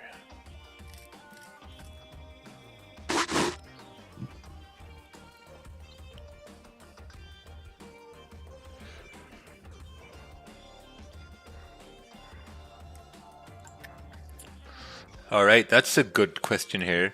What's your thought process when a bias is different on multiple time frames? All right, what's my thought process if the bias is different on multiple time frames? My thought process is then looking at the smaller time frames and look to see what you can get, right? So if you look on the daily time frame here, the daily time frame is pretty much bullish, right? Because we had this resistance formed back on the first week of October, then we got the support formed like the first half week of November, and the candle is bullish on the daily. And if this candle closes bullish in 9 hours, there's a high probability for the next daily candle to continue bullish to fill this wick and then continue on over here, right? So bullish bias on the daily time frame. If you drop down to the 4-hour time frame, 4-hour is ranging, right? If it's ranging, there's basically nothing to do at this point, so you're basically waiting for 4-hour to close above. But when we drop down to the 1-hour time frame, now we have a situation a little bit different. Now we can see more information here, what's going on, right? But still nothing to see right over here, except for the fact that we have the support forming. If you break the support, we can continue down. So if you look at the 30-minute time frame, look at the 15-minute time frame, now we have a situation which is a lot different, right? Now, even though on the daily time frame we can see the trend is bullish, we can go up, but on the 15-minute time frame, now the situation has changed, because if we start breaking below 138.100, then there's an opportunity for price to continue down towards 137, like 940, 950, right down over here. But at the same time, if we break above, then we have an opportunity for price to continue moving up, right? So you're basically looking at the time frames you want to trade on, and then you're looking at how can you predict where price is going to go. Right. Obviously, on a daily, we see bullish bias, but now looking at this smaller time frames, we see opportunities to maybe come down over here or to continue the daily bias above this resistance there. Do you not think GJ will create a more of a right shoulder on the 4-hour chart? I don't know what those are. Right shoulders, left shoulders, heads and necks. You just got to keep trading simple, man. Just keep it simple. Draw your zones, draw the most recent support resistance, and then look to see if we break this support, where can we go next? Or if we break this resistance, where can we go next? You go into 4-hour head and shoulders bullshit, man. You're going to be like drawing those head and shoulders and then going down to the small time frames and wasting all that time. It doesn't make any sense. Like, to me, don't get this wrong. I mean, if someone's getting offended by it, it is what it is. But I just feel that like that's just a waste of time. You're carefully crafting heads and shoulders, and I don't know, just mark your most recent zones and look to see where price can go if it breaks this zone. So if you see here, this candle is about to close in 6 minutes. Ideally, I want this candle to close at around 138, 120. 116 right over here, and the next one to break the low so we can continue down.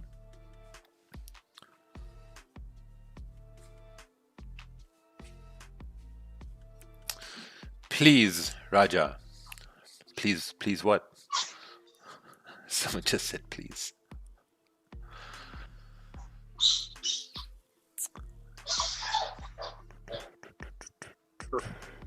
Raja, I rather this candle right here, like close below it, and then the next candle bullish, and then breaks it, because then market structure is definitely changing.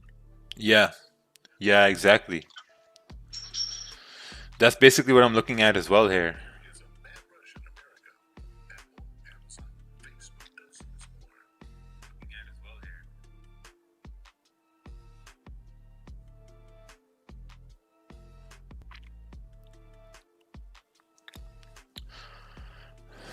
All We also got our magic mango juice here. Oh, back to the mango. Yeah, this Man. candle's about to close. Go ahead. Yeah, go ahead, go ahead. No, that I had the feeling that this hourly candle is about to break that previous one. So Yeah. wow, that's small support right there. 138 12 somewhere there. It's nothing at this point.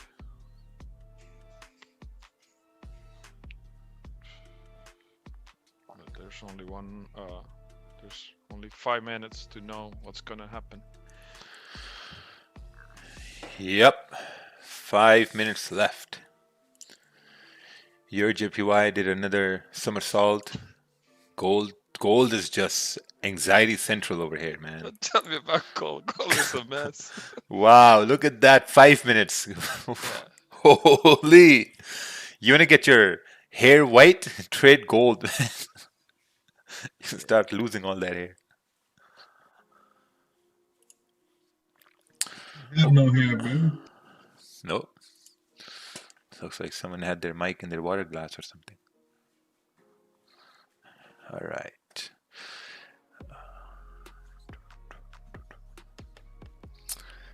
Trading with Paul recommended you to me, and hearing your thought process and breakdowns are so helpful. Oh, nice. Thank you. Thank you. If you go to the 30-minute time frame, you got a nasty range to trade GJ down, a bit scary to trade 15-minute. You know, I think it's going to be pretty good on the 15-minute once we break the low, but this candle has to close because like this is just ranging at this point. Even though it's like very difficult over here.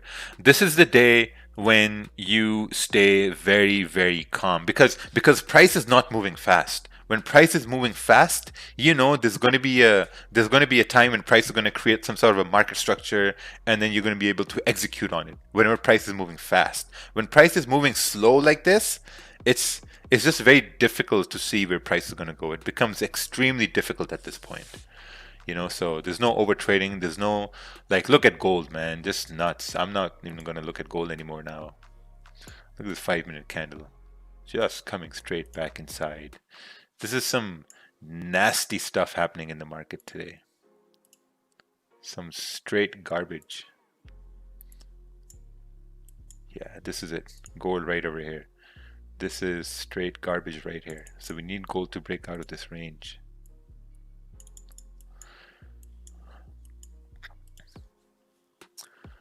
All right. Can you take a look at this chart on Euro GBP? Let's take a look here. This is take sell after resistance formed below here. Looks good. You got TP there as well. Pretty good. Would sells be valid under this 30-minute candle or under the support? I think under the support. Because if you take sells, I don't know, under the support, I mean, below this area here, the way this 15-minute candle is closing, there's no sells, there's no buys. So I'm just waiting at this point. I might be looking for impulse buys once we break above 138, you know, 310, 300, but time will tell what's going to happen. Because now we're in the middle of this range here.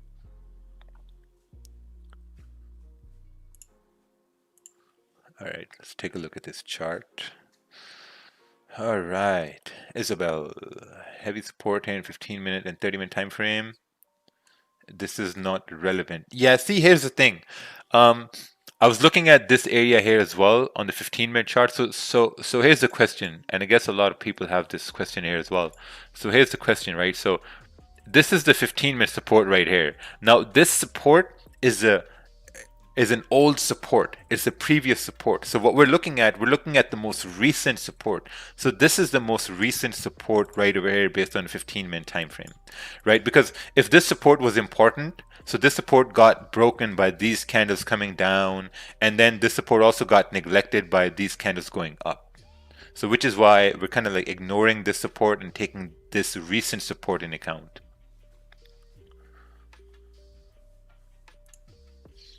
So let's see here. Ooh, US 30 here. 30-minute candle broke and retested. Right here, trade taken based on 15-minute time frame. Oh, nice. Nice. Very, very nicely done.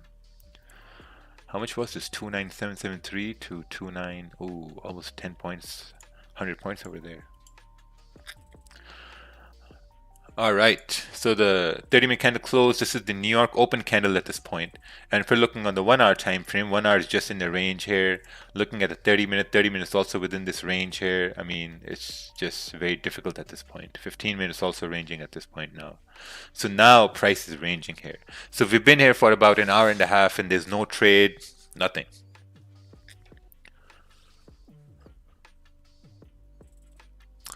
Nothing done.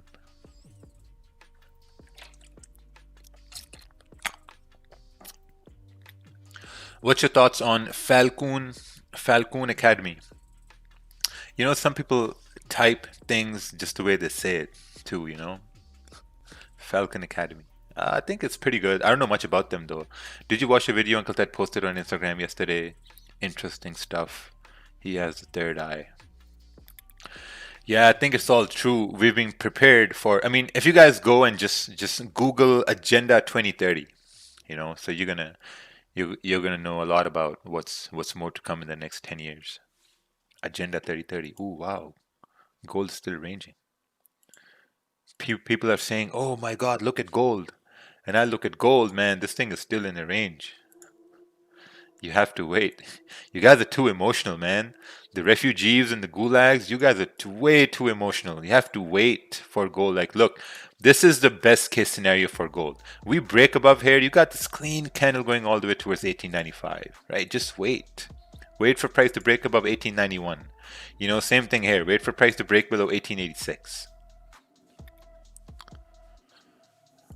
You know, same thing with GJ, just wait. You always got to put yourself in a really, really good position to win. For me, I know for me to be in a good position to win is going to be a sell below 138, you know, 110, 115, or a buy above 138, 300. That's it. So I'm going to wait. How long do you recommend a new trader to look at the charts every day max? I think every day, if you can look at the charts for about 3 hours, 4 hours maximum, I think that's the best. Nothing more than that. You go more than that and then like, you know, start to get anxiety and then it just goes very, very hard at that time because you fall into over trading and over risking, and because like every move you see, you're like, oh man, this is going to work. Like if we drop down to a 5-minute time frame, someone can look at this and say, okay, I'm going to take a buy. We got clean candles here to the left. Price should go up. But from a overview here, we need to see where can we get big solid moves, right? Big solid move above 138, 300, clean candle through left hand side, great move we can get there. So we'll have to wait. Oh, someone donated $2 just to remind everyone, just wait. Beautiful. Let me match that with $50. You get paid to wait. How do you do that? Hold on.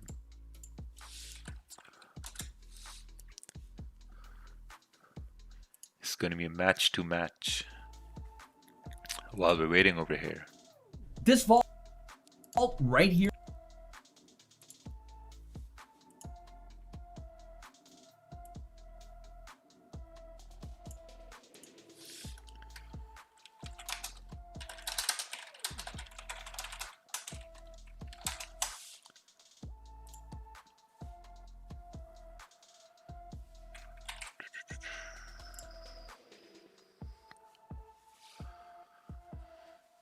All right, there you go, Gulag. Spending $50 here just to let you guys know to just wait.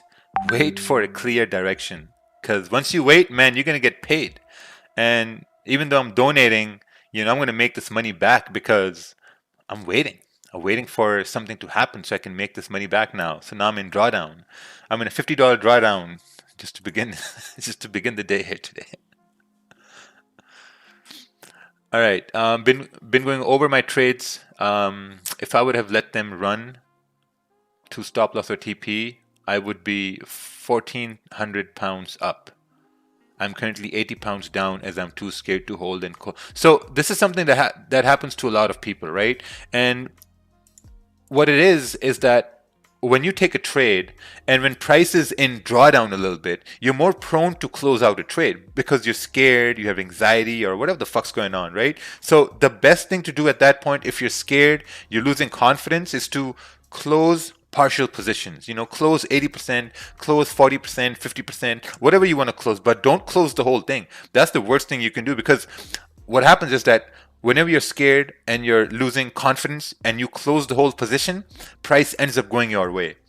So that's why we focus on like very strict, clean risk management, right? I mean, whenever you're scared, close 50%, close 60%, 70%, whatever you want to close, but let the rest run. Because when you let the rest run, not only you're removing risk from the trade because you're scared, but also you're leaving some position open. Because if it hits your TP, now what's going to happen is your confidence is going to go up. And once your confidence goes up, apologies for swearing. Oh, yeah. So when your confidence goes up, now next time when that same setup happens, you're going to be more prone to let the whole trade run. So it's all about confidence, so you have to build confidence. And the best way to build confidence is to let positions run. If you're scared about the whole position, just close 40%, 50%, take some risk off, and then let the rest run. So then slowly, you're going to start to see that, okay, like, your confidence is heading up. Once your confidence starts to go up, then instead of closing 40%, 50%, you start closing 10% or 20%, and then a time comes where you let the whole thing run. Like for me, most trades, I let the whole trade run even through drawdown, because now my confidence is up, because I've been doing this for like 3 years every day at the same time, so yeah, the best thing to do is to get your confidence up. If someone's new here to the stream, if it's your first day here, welcome. We do this every day at 6:30 a.m. We're all here. Read the description and how you can participate, and send charts, and we can take a look at your charts. Ooh, let's take a look at this chart over here. So G is still ranging, gold is still ranging, your JPY is still ranging. Man, it's a character building day today. When prices are ranging, there's no action. It's a character building day. Let's take a look here. This is the fake out question mark. If we break below, the fake out will be confirmed. Yes, that is true. How old are you? I'm going to turn 34 in May. Yeah, so we're just ranging here in the 15-minute time frame. Man, I'm still young. I'm super, super young. Like all my friends, they're older than me. Most of my friends are older than me, so I'm super young, man. All you kids out there, if you guys are in your 20s, your mid-20s, your late 20s, early 20s, man, you guys are kids, babies. You have a lot of time, like people are worrying about, they're in their 20s, like, oh, what I'm going to do when I'm 25, what I'm going to do when I'm 30. Man, you got a lot of time, lots of time. These guys are still butt out here, man. Yeah, like if I feel I'm young, man, you are super. You got a lot of time to figure things out. I didn't figure things out when I was 28. At 28, I figured out what I'm going to do in my life. Before that, I was just like aimlessly like walking around with a blindfold on, not knowing what's going on in the world. So we can't all be like Kerwin and decide we're gangsters at like 4 or 5 years old, Yeah.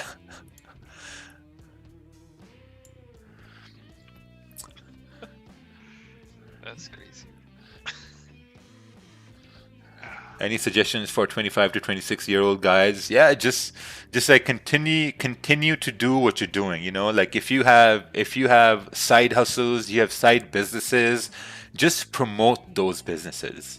Like, this one thing I hear from people is that, like, some people have side hustles, right? And I tell them, well, why aren't you promoting it? And the first thing they tell me is that, oh man, I don't know what people are gonna think. Like, I don't know what they're gonna think. I don't know if someone's gonna buy it or not. Man, if you're not gonna put it out there, like, no one's gonna see it. You have to understand there are 7 billion people in the world. If you sit down and start counting to 1 billion, it's going to take you years to count to 1 billion. So I look at it this way, right? I used to think the same thing, like, oh man, if I do the live streams, no one's going to join, no one's going to come around. But look, man, there are like 3,500 people here today, right? And I looked at it from a perspective that, okay, if I'm thinking from a certain point of view, right, there are maybe thousands of people out there who will think just like the same. And when you have people who think like you, they will come around and they will hang out with you. It's just like politics. You have a politician, some people think like him, so they support him. Some people don't think like him, they don't support him. You know, so that's what it is. Like, if you have side hustles, man, promote them. Promote side hustles, you know, like tell people about it, talk about it, be that brand. Like me, market fluidity brand, Wicks Don't Lie, I'm that brand. You know, so I mean, it's very important. Like, we really expanded our family leather business here, and we literally had to become brands. Like, people used to say, oh yeah, they're just selling leather at flea markets and this and that. Man, we had a $1.2 million turnover last year, you know, coming from flea markets to retail stores in malls after 10 years. So it just takes time. You gotta give shit time. Hey, Rakeel, you guys were at 747 or? I don't know what that means.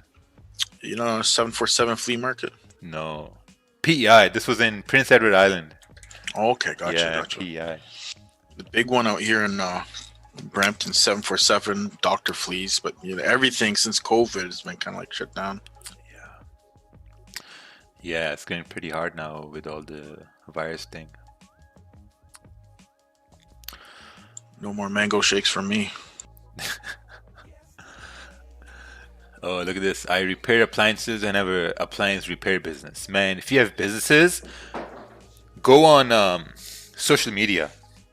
Go on social media, make videos.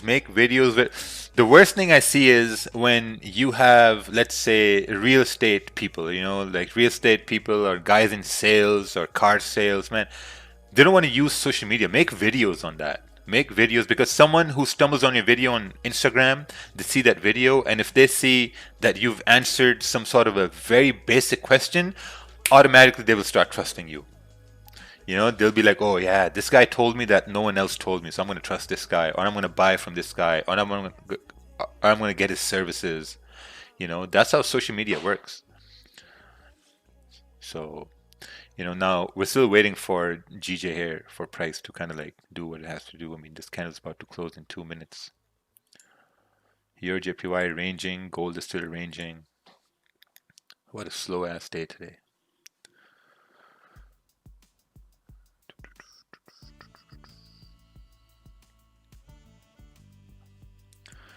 If you get it from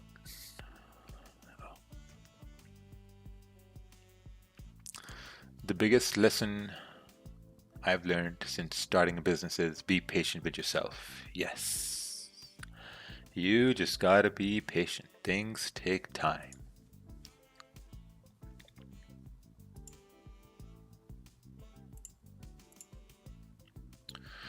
Are you really confident about those sells?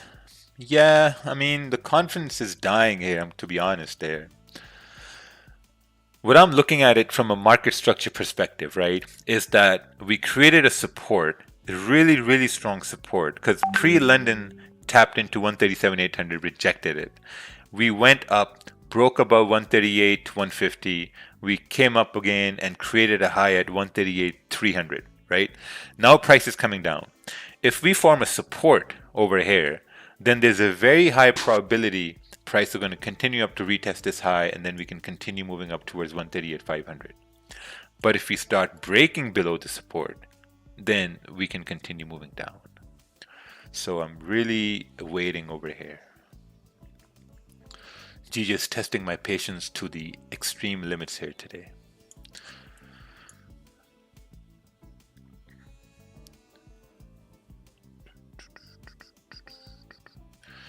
Did you overtrade any time? Yes, in the start I overtraded a lot.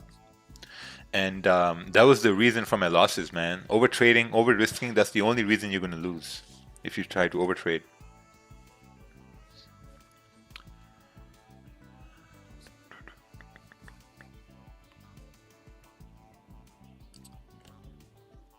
Oh, you can send images in Zoom? Oh, this is some Google Drive. I don't think if I want to open it. Let's open the Google Drive in a safe browser. You guys heard about Tor? Tor browser. Oh, there we go. All right, it's a safe thing to open here. This is This is Euro AUD, broke above resistance on a 15-minute time frame. Seems like you took a buy at that point. Yeah, not a good buy at that point. I think if we broke above, you needed some sort of support to be formed, or even look at the 30 minute and see how the 30 minute is acting at that point. All right, 15-minute candle closed. We're closing above support. No sells, no buys. Just waiting over here. What's this? Euro AUD. Let's take a look at. Oh, don't want to open this. Kai Bank. Kai Bank is an offshore bank there. Euro AUD. All right, looking at the 30 minute. Ooh, 30 minute is actually moving bullish over here. We just did a deeper retracement here. Kind of like, sort of like almost retested the low over there on the 30-minute time frame and now continuing to move up. Maybe this could be the target there. Right there, maybe some sort of a consolidation area. We're entering slowly into like 1.62450. But I'm more focused on GJ here.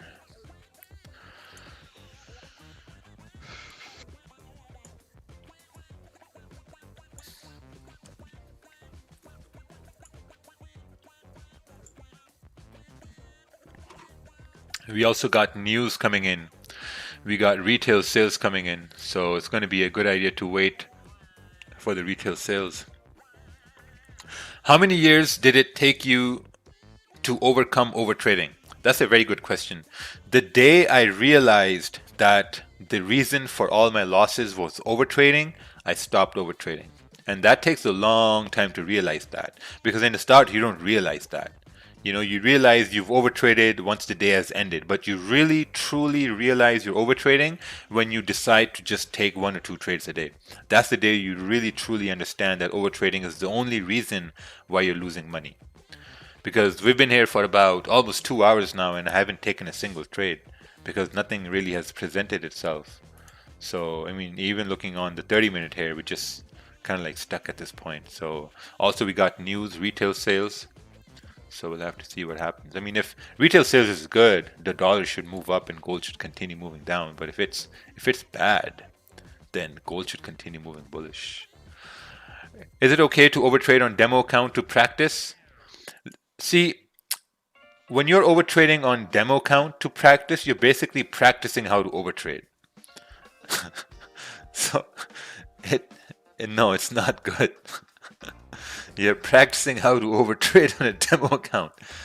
Nah, it's not gonna work.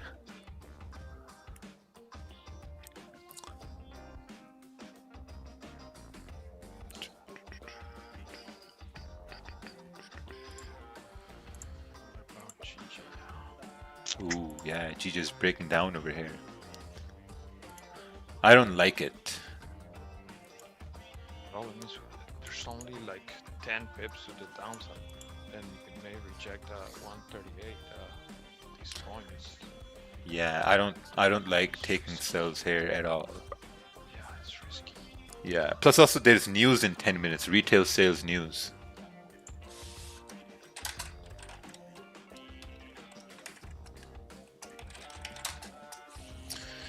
Yeah, US retail sales is coming in 10 minutes, so I'm gonna wait for that. I'm not gonna take any entries here.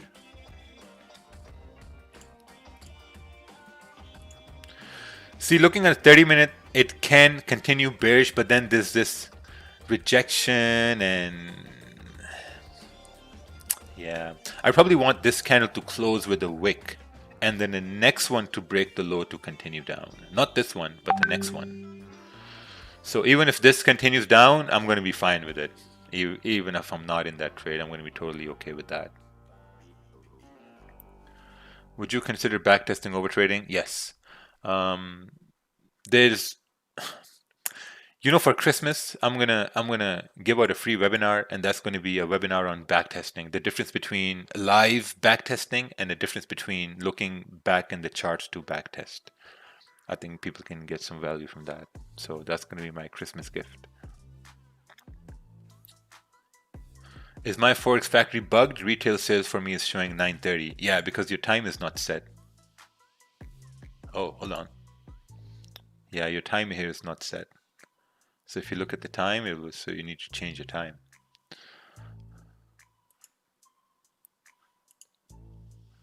Hey, what about the 1 hour chart? Seems like more confirmation for a sell. Let's take a look here. Yeah, but still on the small time frames, I'm just not convinced to take sells. I mean, if someone wants to take sells, go ahead, but I'm just not convinced to take sells because there's news incoming, you know. So if the data is super good or super bad, that's going to affect the yen a little bit.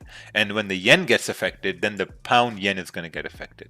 So I'm probably going to wait. Got 10 minutes left, man. 10 minutes are nothing. So you have to wait. What broker are you using? Vantage FX. Is it correct to put a buy stop or sell stop for more safety?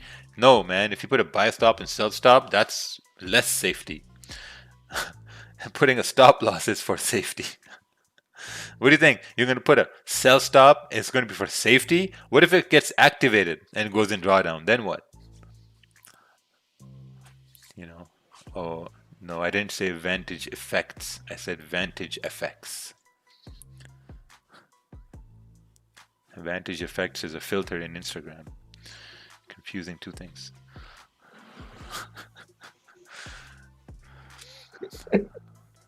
Wow.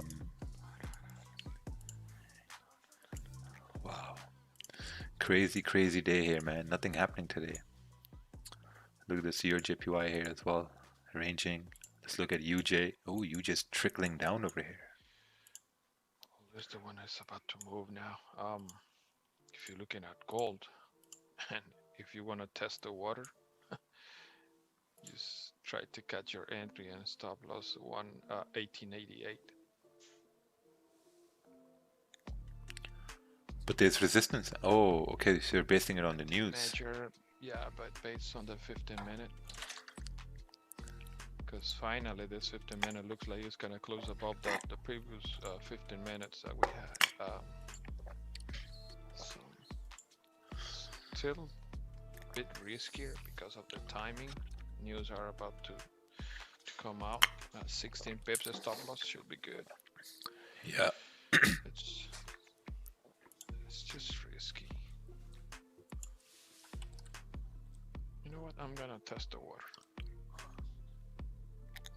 Test the water.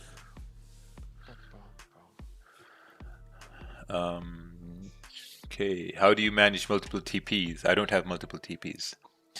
How long did it take you to understand the charts to make this profitable for you?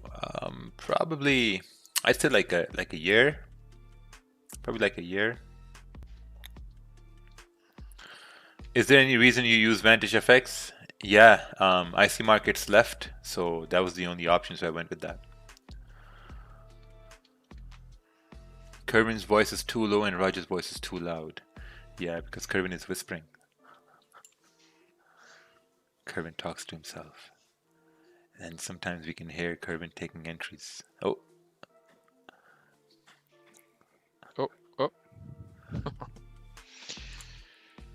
All right, we got 6 minutes. See, the only thing I don't like about gold is this resistance on the 1 hour at 1891. That's the cause of concern over there. Yeah, that's what I'm saying. It's risky. The only thing is, well, it's coming. It's about to hit my stop loss.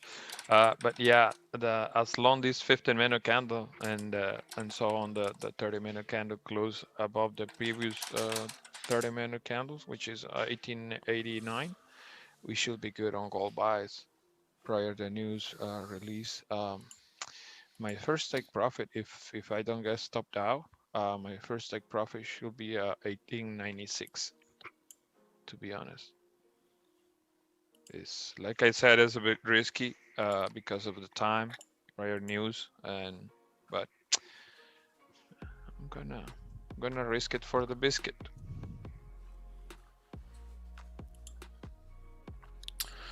All right, we got 5 minutes. 5 minutes coming in.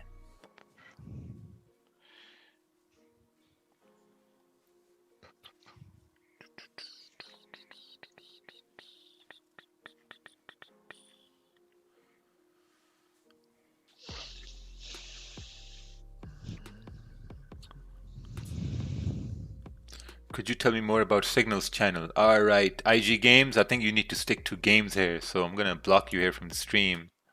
There we go. I think you should more focused on your games rather than trading. Boom! Dunzo kicked out of the gulag. Signals. There are no signals here, man. What do you mean? Can I get some feedback on this loss? All right, let's take a look over here. GU 15-minute chart. Was this just odds of not working in my favor? Yeah, I guess you needed some support to be formed.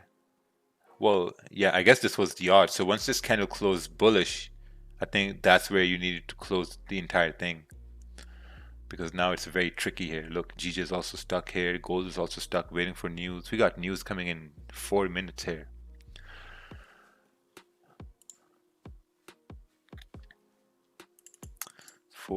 And we'll see where we can go. This is a really good day to answer questions, right? Because price is just ranging. We got nothing to do. Let's take a look here. This is GJ 15-minute. Overall, we're in a 45 pip range, so have a careful and patient. See what's going to happen. Sell after formation of wish candle. Yeah, I'm looking at this as well. What I'm anticipating is for this candle to close with the wick at the bottom, and if the next candle breaks the low, then I'm looking to take impulse entries for price to continue down, preferably towards 137,950, or like if we head towards 137,900, that's going to be awesome. But at this point, I'm waiting here.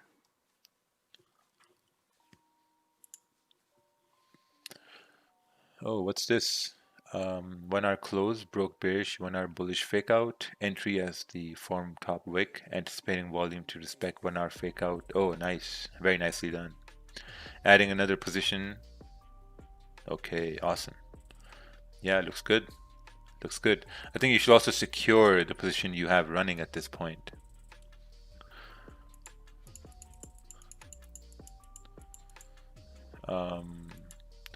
If you're confused about commissions with IC markets, you have to email IC markets. I don't know about IC markets. You guys have to understand. I don't know everything about brokerages. All I know is where GG is gonna go. That's it. Brokerages, you gotta ask the brokerages those questions. You know, because I'm not customer support for brokerages. Let's open up a brokerage. That's the new trend. Yeah. New trend. We got to change Raja's Zoom name to Google. Yeah. Raja FX. There's a lot of people asking Raja Google questions.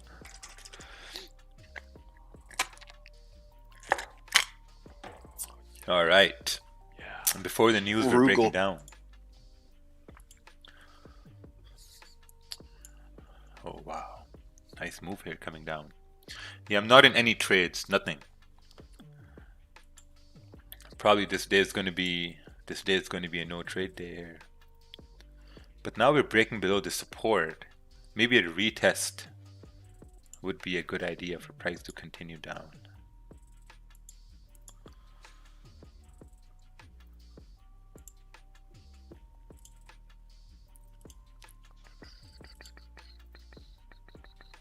Ooh, Saudi oil sees light at the end of the tunnel due to vaccine. Oh, this means oil is going to go back up.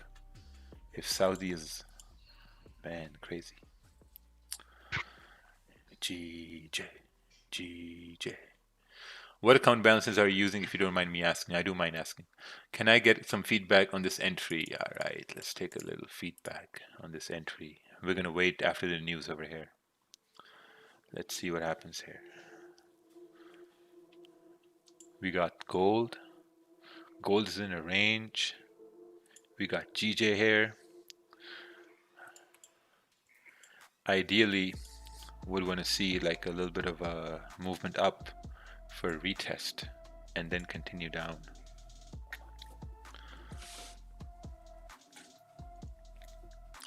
Will the retail sales affect GJ? A little bit. Depends on how big the numbers are. You know how big the fluctuation in the numbers are.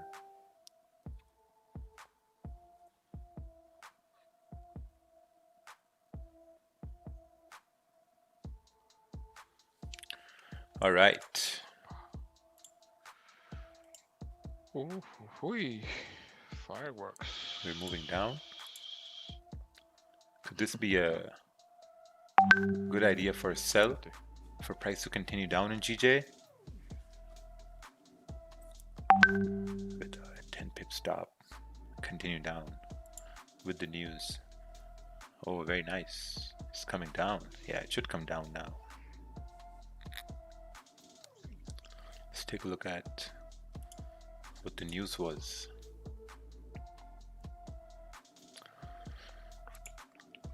So the results here came in, ooh, bad numbers. Gold should continue moving bullish here, and GJ should continue moving bearish here.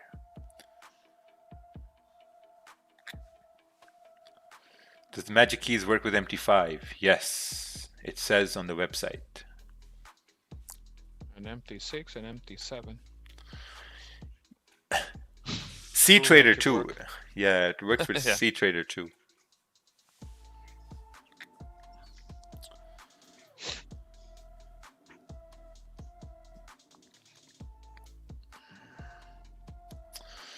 Yeah, I took the sell. I entered at around 138.093. It should continue down. Very nice. Yeah, we got clean candles here to the left hand side as well.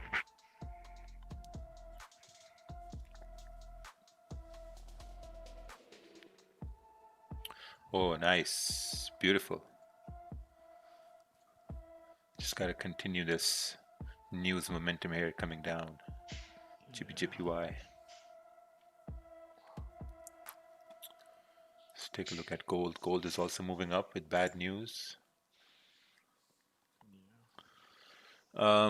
Is it okay to trade against the daily trend candle? Oh yeah, absolutely. This trade down is the trade against the daily trend candle.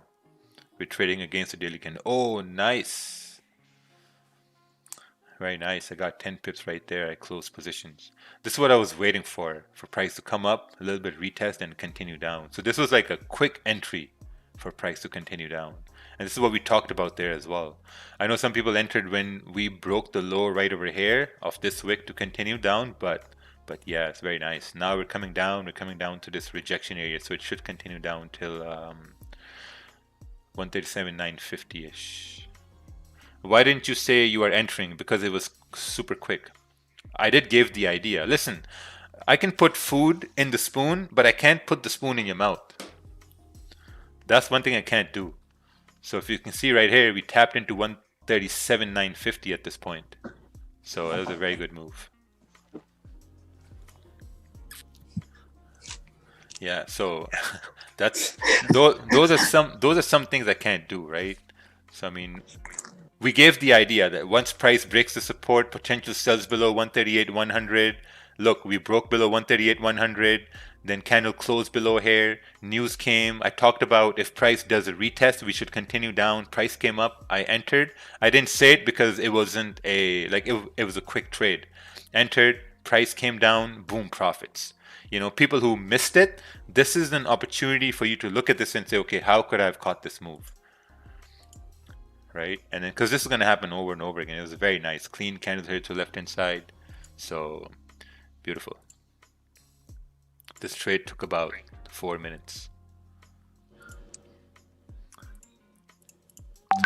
And for everyone there in the Gulag and Zoom chat, if you caught this, man, there you go. We're clapping for you. Only if you caught this. Yeah, perfect. Shoot, I missed it, man. Yeah, I was looking at it like a hawk. I was like, My wife distracted me a while ago, and by the time I looked down, price was breaking the low of the candle. I was like, you know, forget it. yeah. How much was this even we broke below? Oh yeah, 7 pips, 8 pips. Should continue down to 10, 11 pips there. Yeah. Premium price is up top. Premium price is up top, yeah. Beautiful. Oh, there are a bunch of people who caught these sells in the Gulag here too. This is the exact same setup like yesterday. Exact same setup. Yeah. Not even this yesterday, but the whole week last week. Yeah. Yeah, you're right. Yeah, the whole week last week we had the same setups. The same setup. How long did it take you to take trading full time? Year? Probably like a year. What happened with me was I nosedived into trading full time. That's what I did. I nosedived into trading full time. Like I had money saved up. I just quit what I was doing and I nosedived into trading. Did you buy the break of the low or the pullback lower high? No, I sold right here around 138.093. Sold right here. So I was measuring my stop loss too. I was measuring the stop. This was like around 10 pips and the range was about, 15, 20 pips. So that's where I sold for price to continue down.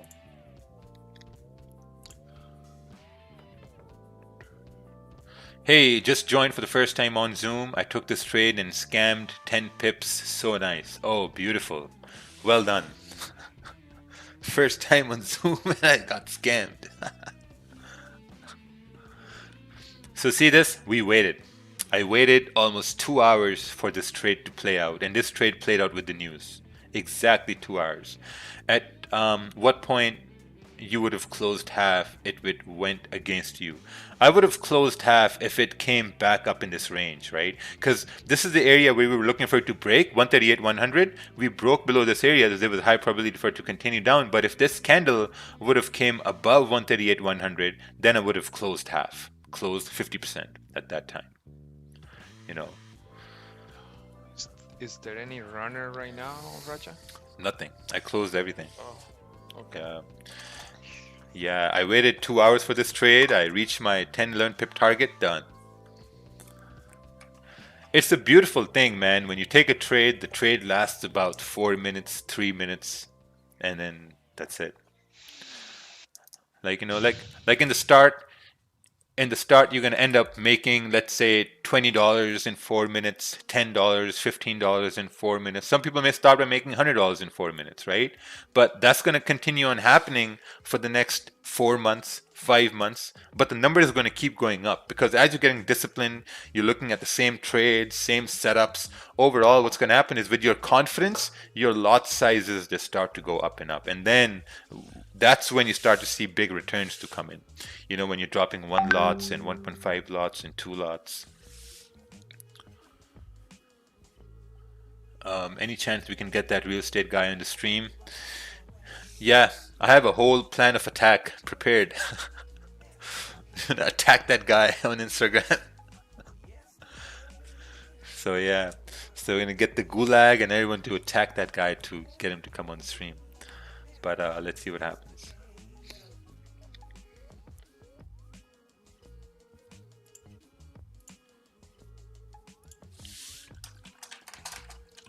So there's only one trade taken today. Trade 1, it was GJ sells. Plus, got like 11 pips out of it.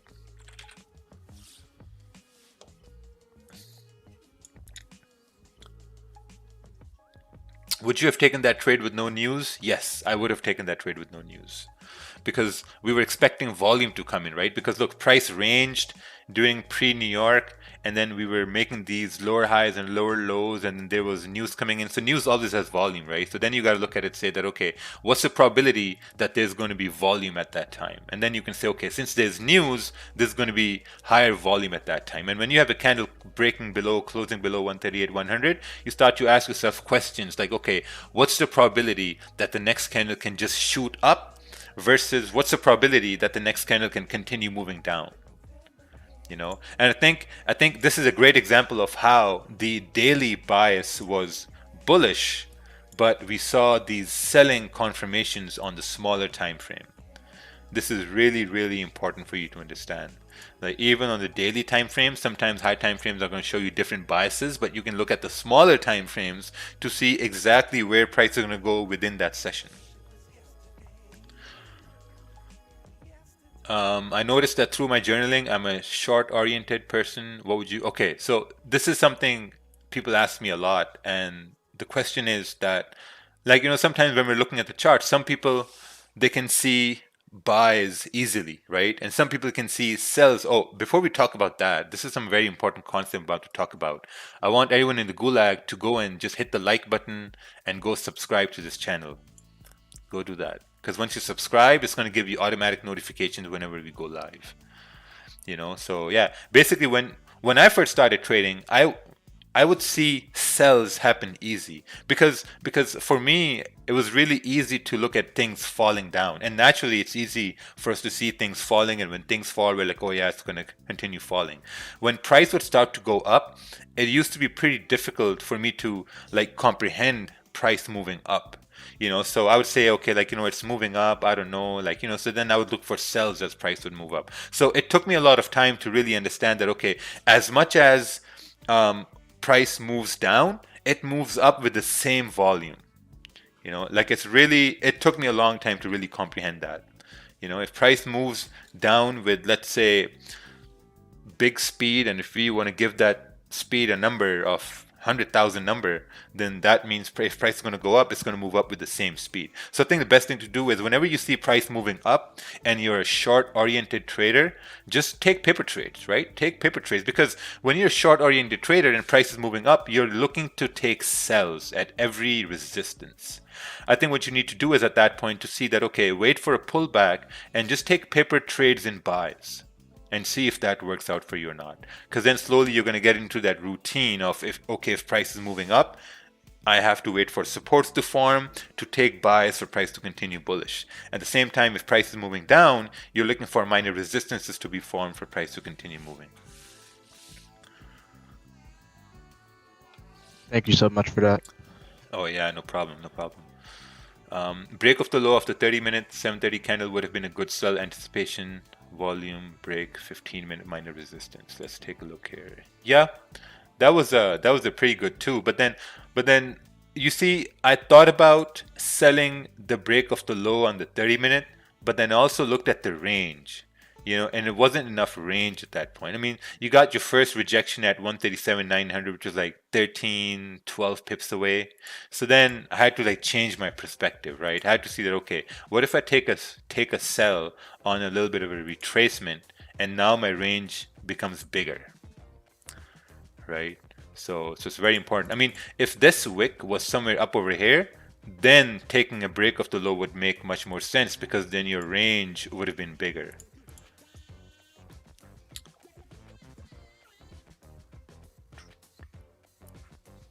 You need to start taking entries on the 5-minute. No, Manny, I'm good. I'm good with what I'm doing. I've had an all blue week yesterday because of things I do every day. So I'm good. What about your JPY? Oh, wow, UJ is dropping over here with the bad news.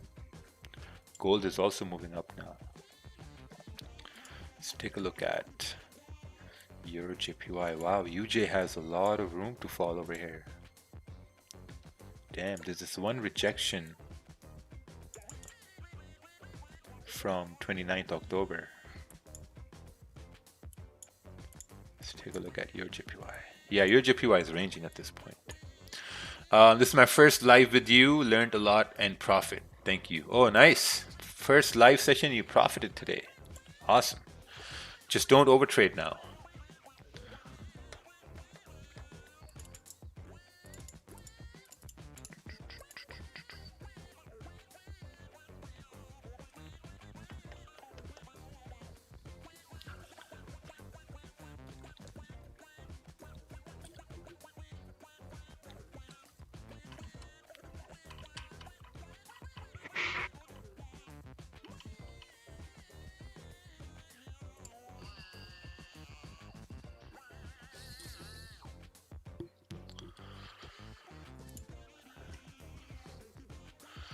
Been part of the Gulag in the past 4 months. Great members, amazing support. Been up 23%. Very excited for next year. Oh, wow, man. 23% up in the Gulag for free. Can you imagine someone's winning for free in the Gulag? Man, imagine when you take the jump in market fluidity. Oh my God. Crazy. I have an overtrading account and a proper risk management trade. Since your name is 9-figure lifestyle, this tells me a lot about your trading there.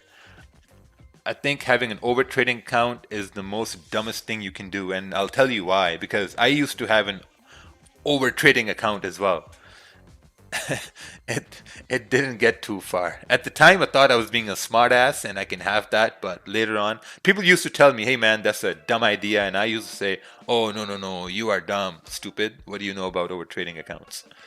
And yeah, now I know that was a dumb idea. So I think with time, you're gonna know that's a dumb idea as well.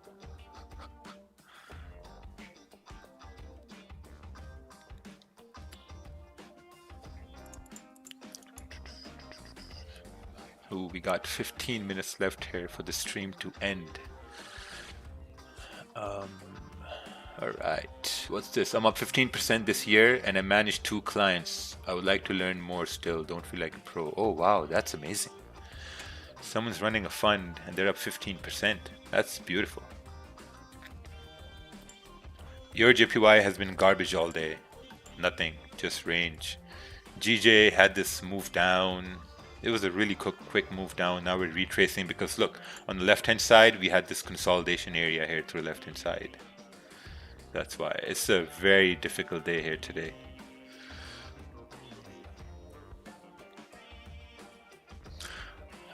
Contrary to popular belief, like, you know, some people think that, okay, like, you know what, if you're gonna take, let's say for practice, like for practice people want to trade for 4 hours and 5 hours, and that's over trading. That's not practice, you know, that's over trading. Because you got to look at it this way, right? Whenever you're making a decision around trading, what's basically happening, you're making an emotional decision, but because that decision involves the decision being made around money, right? So whenever you make an emotional decision, that's a very tough decision to make. And as humans, we're not programmed to make multiple emotional decisions in a day, because the point comes where we take, let's say we make one decision, we make 2 decisions, and then the third and the fourth. By the time we move to the fourth and the fifth decision, man, our mind goes in overload. And when it comes towards money and trading, and let's say you're losing the first 2 trades, now you're taking the third trade and fourth trade, and if you're losing those third and fourth trades, man, it's just super bad. So you have to relax,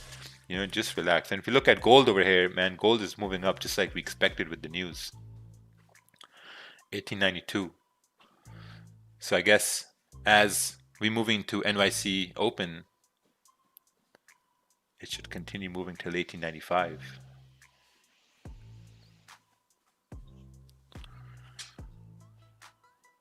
All right, let's take a look at this chart here.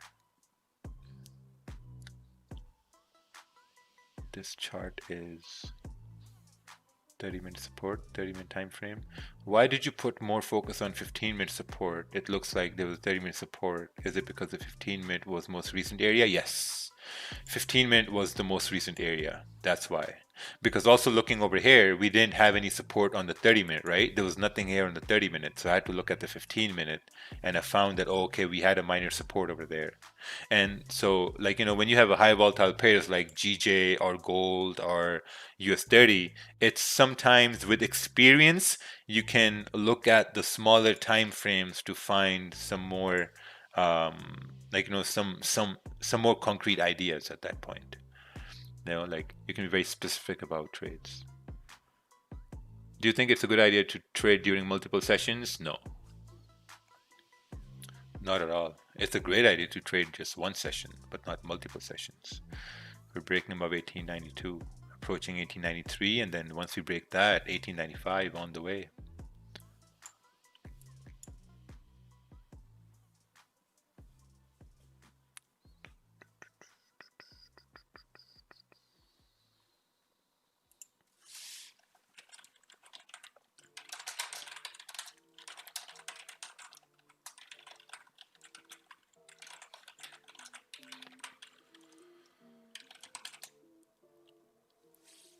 All right, boys, I'm done for the day. All right, Ravi. All right, man. Take care. Take care. Take care. See you guys tomorrow, man. Don't eat too many samosas. Gotta control keep those it healthy, carbs. Yeah, man. I'm, you know me, I gotta build up on the carb belly. Uncle belly kicking in. Sounds like you're gonna go to the fridge and take out a samosa, man. The way you're talking. Shit, man. You psychologically broke me down there, bro. That's exactly what's going on. All right, guys. All right, take care. All right, man. Samosas with jalebi. Oh man, so nice.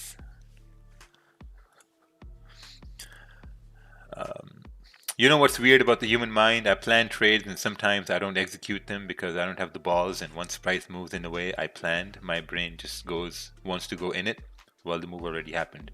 Yeah, that used to happen to me too. Like I would plan trades and I wouldn't execute on the trades. And then once price would move, I would then execute. And then with that execution, I'm getting a bad entry at that time. That used to happen to me a lot of times. But I think that happens once you come out from a string of losses, you know, because when you have a string of losses and when the trade shows up for you to take that entry, you've taken so much losses, your confidence is not there to take that trade. So I think at that time, what you need to do is just really lower down your position size and then execute the trade. Because when you lower down your position size, you're removing some stress, anxiety, but you still want to be in that trade. So slowly, you're going to build that confidence to enter whenever you plan to enter. Yeah, you know that I gave gold another shot because the first entry that I had prior news was, like I said, risky because of the news.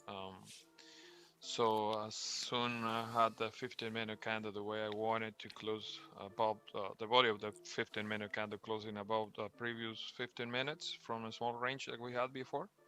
So I took an entry, and now it's already it's already 30 pips in profits. Now the way it's looking, if we don't have any rejection from where the price is right now, which was the next resistance, 1892, most likely we're coming for the 1896. There's clean traffic. Basically, can you go to the 15 minutes?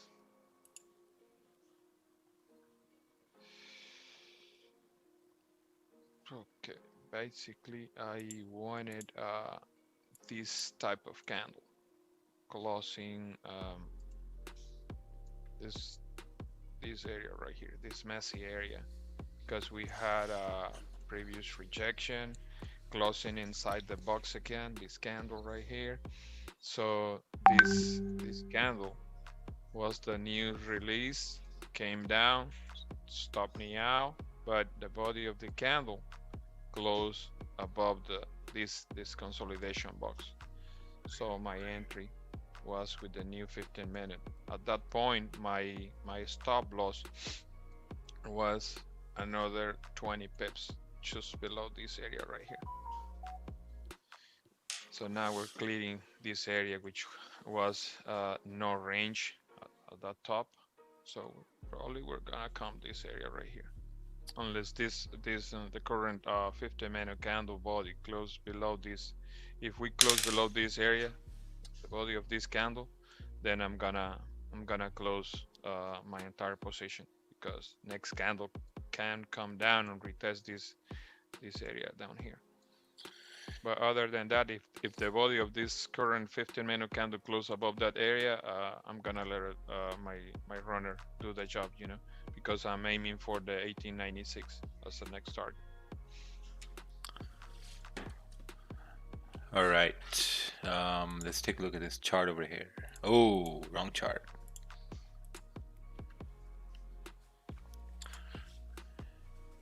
G just coming back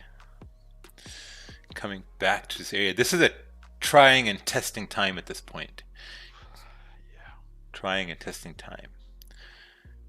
Will we get a rejection or a resistance formed for price to continue down, or will we close back in the range and break out close to London close?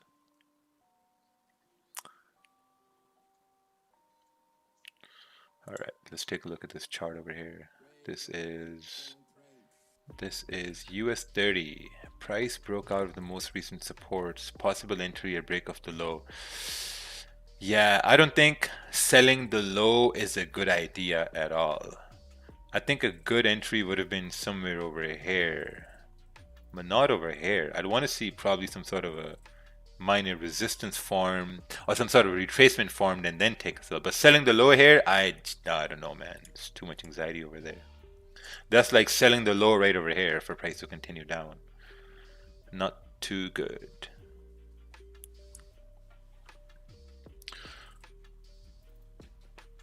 What makes you confident to take a sell entry at the time of news?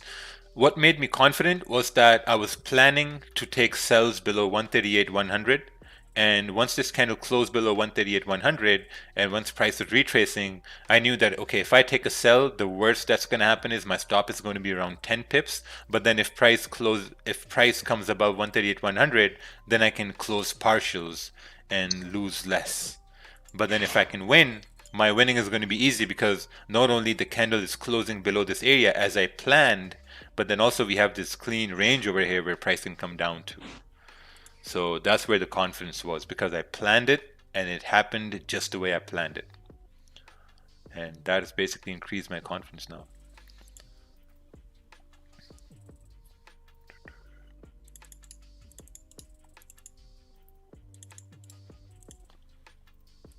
All right. Let's take a look at this chart over here. This is GJ. Confirmed once we broke on the lower time frame here. Fake out pre-NY. Oh, nice. Yeah, I saw this happen just the way you had planned it there. But now the real hurdle is that if we close back above this area, then this move down becomes a fake out, right? And that move down becomes a fake out. Maybe the next 4-hour candle can form, making a wick down and continue up to fill this wick. That can happen on the 4-hour time frame. So looking at the 1 hour here as well, if you can look at the 1 hour, what was your reason for closing position instead of partial? I don't know, I just wanted to secure 10 pips because there was range here to the left hand side. So looking at the 1 hour time frame, 1 hour candle is now slowly coming up to close above this support, right? If it closes above the support, this means we're rejecting this whole area. And I think then if we can form a support, yeah, we can then continue moving bullish at this point on GPJPY. Nice. See, now things are turning. Mm-hmm. Yeah, that's the play by play. What was the name of the funding talent that you interviewed? See, that's why you're here in the gulag. What was the name of the funding talent you interviewed? Like, bro, come on.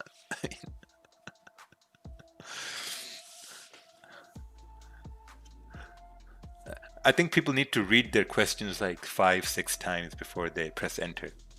Just type it out, read it 4 or 5 times, and then press enter. And you're going to get your answer. What's your thoughts on CPR? I don't know. CPR is in when someone faints, you do CPR, like mouth to mouth. Like, is that what you're talking about? CPR is helpful. Yeah, man. CPR is like first aid. Come on. Yeah. Maybe CPR is an indicator. Who knows?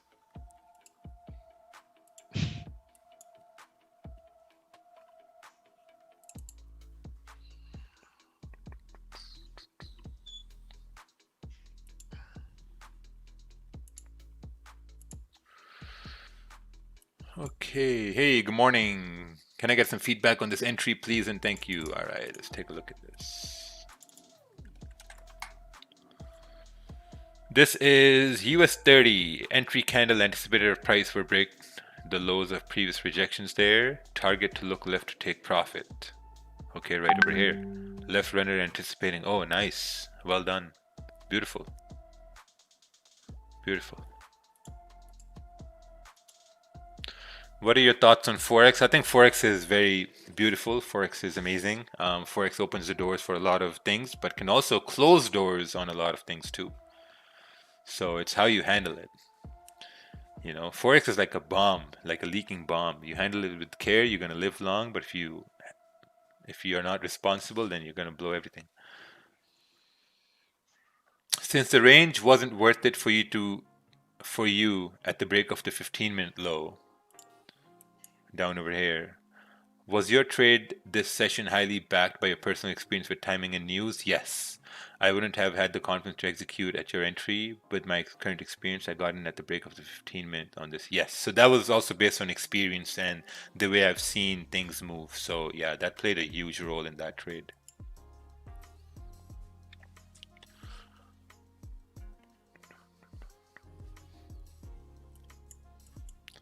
Look at this candle, man. This candle broke below this area. And now, look, okay. So now we can adjust our ranges, right? So remember before we had our support on the 15-minute right at this point here.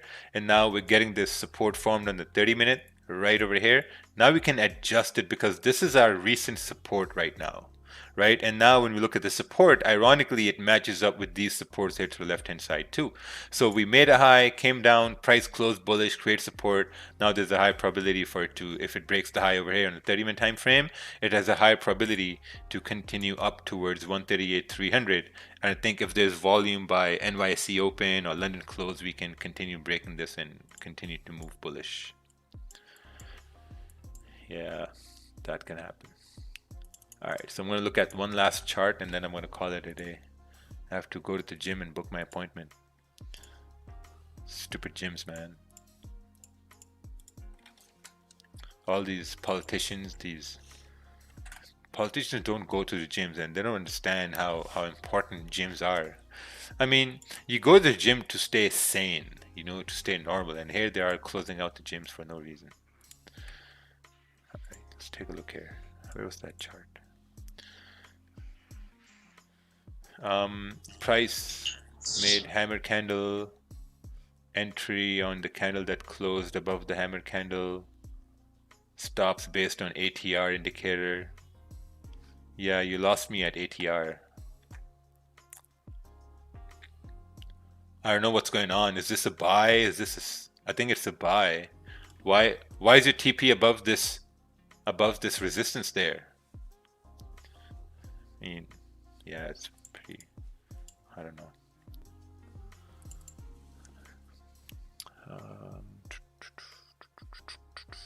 Why do not talk about how many years you start Forex?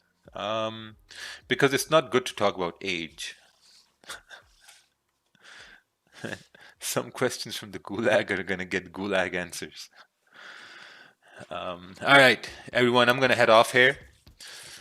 We've been here for about 2.5 hours now, so I'm gonna come back tomorrow. So we'll see you tomorrow at 6:30 a.m. Eastern, same time, same channel. Potentially a winning trade again tomorrow. Got one winning yesterday and today. Thank you, bro. Thank you. Have fun, brother. Yeah, man. Thank you. But hey, don't discount the fact if we break these highs, we can continue up, and then with London close, probably come to 138.500. But let's see what happens. Thank you, Raja, as always. Yeah, thank you, everybody. Thank you. Bye. Thank you, Raja. Goodbye. Adios, amigos. Adios, amigos.